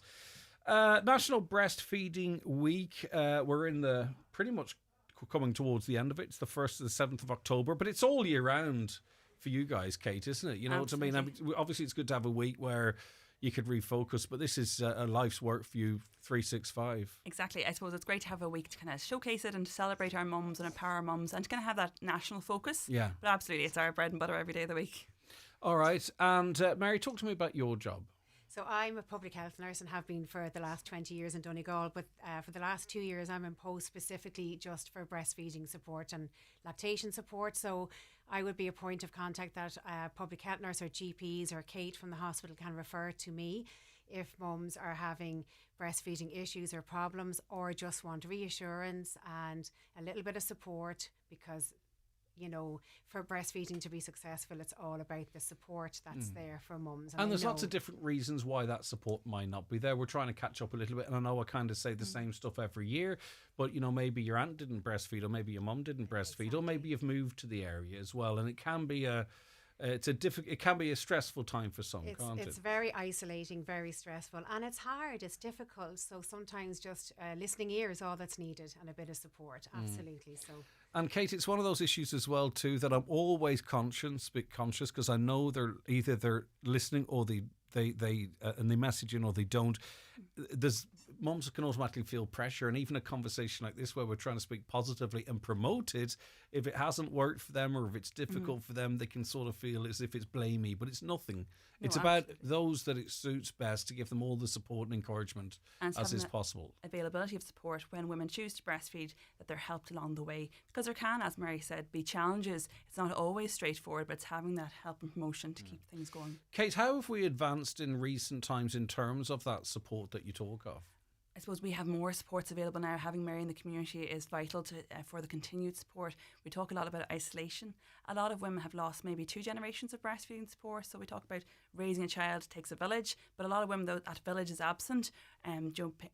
Grandparents may still be working. There may not be the same supports at home. So by having community breastfeeding support and support at the hospital, they can link back in with me. It's to help kind of bridge that gap. Yeah, and Kate, when do you try and engage with mums or mums to be? So I'm based in the hospital, so I would often see mums, even when they're still pregnant. I link in with them then on the wards. I'd see them if they've had the baby premature on the neonatal unit. And I'd also visit the paediatric ward, so if their baby comes back in with any difficulty, that I can link in with them at that stage too. Yeah. And Mary, when are you most routinely sort of engaging with mums or new mums? So anytime. I work Monday to Friday and accept referrals, but also I do some breastfeeding preparation class and education. Okay, that's good. Yeah, so knowledge is power, isn't it? And knowledge is power, and it's just to plant to see, just to give mums some information. And like you said, it doesn't always work out, but if they if they try, that's all you can do. But next in the class, sorry, go ahead. There is a class coming up on the 4th of December in the library. So the library kindly facilitate a room downstairs. So and any level of breastfeeding, I remember when our baby was premature, it was like anything at all would be really beneficial to this baby. Anything. Isn't it? So even that early, we don't know. Why is it so, where it's possible, Mary, why is it so important that the baby, if for the babies get breast milk where it's possible? Where possible. And you talk about those first few days. So colostrum would be the very first breast milk. It is so packed with nutrients. We call it liquid gold. And if every baby even had just colostrum, you know, there'd be lifelong benefits to just that, because it's full of immunity, it's full of nutrients. It's been designed specifically for that moment. Exactly. And because nature is amazing for the first really few days. is, yeah. And the milk changes as the baby grows. So the first day is a good start. What's the benefits for mum? Loads of benefits for mum. I mean, apart from anything, it can help with bonding. It can help mum, it can help reduce anxiety. But then the health benefits, it reduces breast cancer, reduces ovarian cancer for mum, reduced risk of diabetes in later life, coronary heart disease. There's so many benefits for mum. We talk about even for some women, they might have weight loss after having breastfed, but also with the womb to help contract it back into the pelvis. So there's lots of benefits. I was going to mention that it can help with getting everything back to close to where it was previously. Exactly. Okay. And we talked about the bonding side of it. That's a particular theme this year, Kate, isn't it? So talk to me about that theme. Yeah, so the national theme is Hold Me Close, the power of skin-to-skin contact. And it's that piece, bonding helps reduce maternal anxiety, helps promote the microbiome, the development of the baby's immune system. But also there's a lot of talk about everybody thinks skin to skin. You do it for that first hour after birth, but there's so many benefits for continuing that practice for the first year of life, but also for the partner to get involved. Because it's complicated, because there's no guarantees, right? So, not everyone's got this massive bond all of a sudden, and this thing appears, and maybe you've seen too many Facebook posts and you think you should feel a certain way, or that all of a sudden you've just bumped into the absolute love of your life. I mean, life is complicated, Mary, and it's not always like that, exactly. is it? And we had a talk in the Radisson on Friday. We had a really good guest speaker, Carl Smith, who speaks about bonding and speaks about the importance of just holding your baby. And in fact, skin to skin contact care can be carried out by anybody regardless of their choice of feeding. So it's something that if breastfeeding hasn't worked out and you're formula feeding your baby, that bonding, that holding your baby close is so beneficial, and it's overlooked for something so simple. It's so effective. Yeah, because there's something happening beyond the skin to skin. Something exactly neurodevelopment as well. Yeah, exactly. Something that's just been developed by nature over the years. Isn't it? Also, too, in terms of sort of postnatal depression, that's not as cut and dry either as some might think. I think there's this feeling or this misnomer out there that it's instant as soon as you've had the baby and then, you know, it passes. You know, it's not like that necessarily, Kate, and anything we can do to mitigate that. And I presume skin-to-skin contact, you've already referenced, can help in that regard. But talk to me about the fact that it's not really quite as simple as I outlined there, postnatal depression. You know, postnatal depression, it can show its face in many different forms. It's not always instant. It could be 3 months down the line. It could be a little bit longer. But having the promotion of skin to skin helps bring about oxytocin for the mum, which kind of brings that endorphins and can help mitigate that. But for ladies, there's a lot of supports now available, and it's not the same stigma that it used to be years ago in terms of postnatal depression. And even if a woman did need to go on medication, there's still a lot of medications that are safe to continue breastfeeding. So it doesn't always mean the end of breastfeeding in that journey. Yeah, of course. And I think if there's more contact, there may be more clarity what emotion is actually running there, isn't there? So we can understand it better and engage more with the likes of yourselves.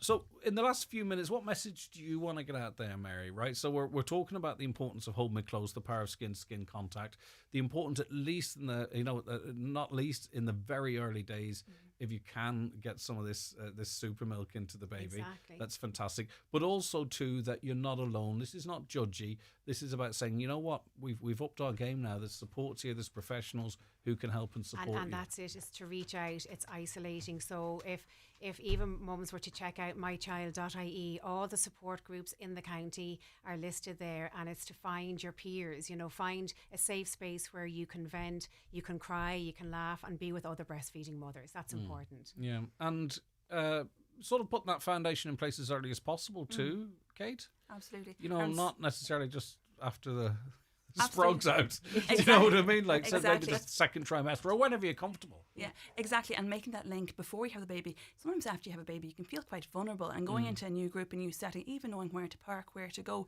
all those logistical pieces, it can be really helpful to go. Maybe when you finish up work, kind of coming close to the time, thinking of baby's delivery, it can be helpful to kind of make those preparations. It's tough. We put ourselves under pressure. There's no training. There's no book. You can't drive on a motorway without doing 12 tests, and yet we're expected to know everything in this instant. They don't come with a guide. They don't come with a guide. No. And if they did, it would be all right for one, but it wouldn't match the other. They're all blooming different, aren't they? Exactly.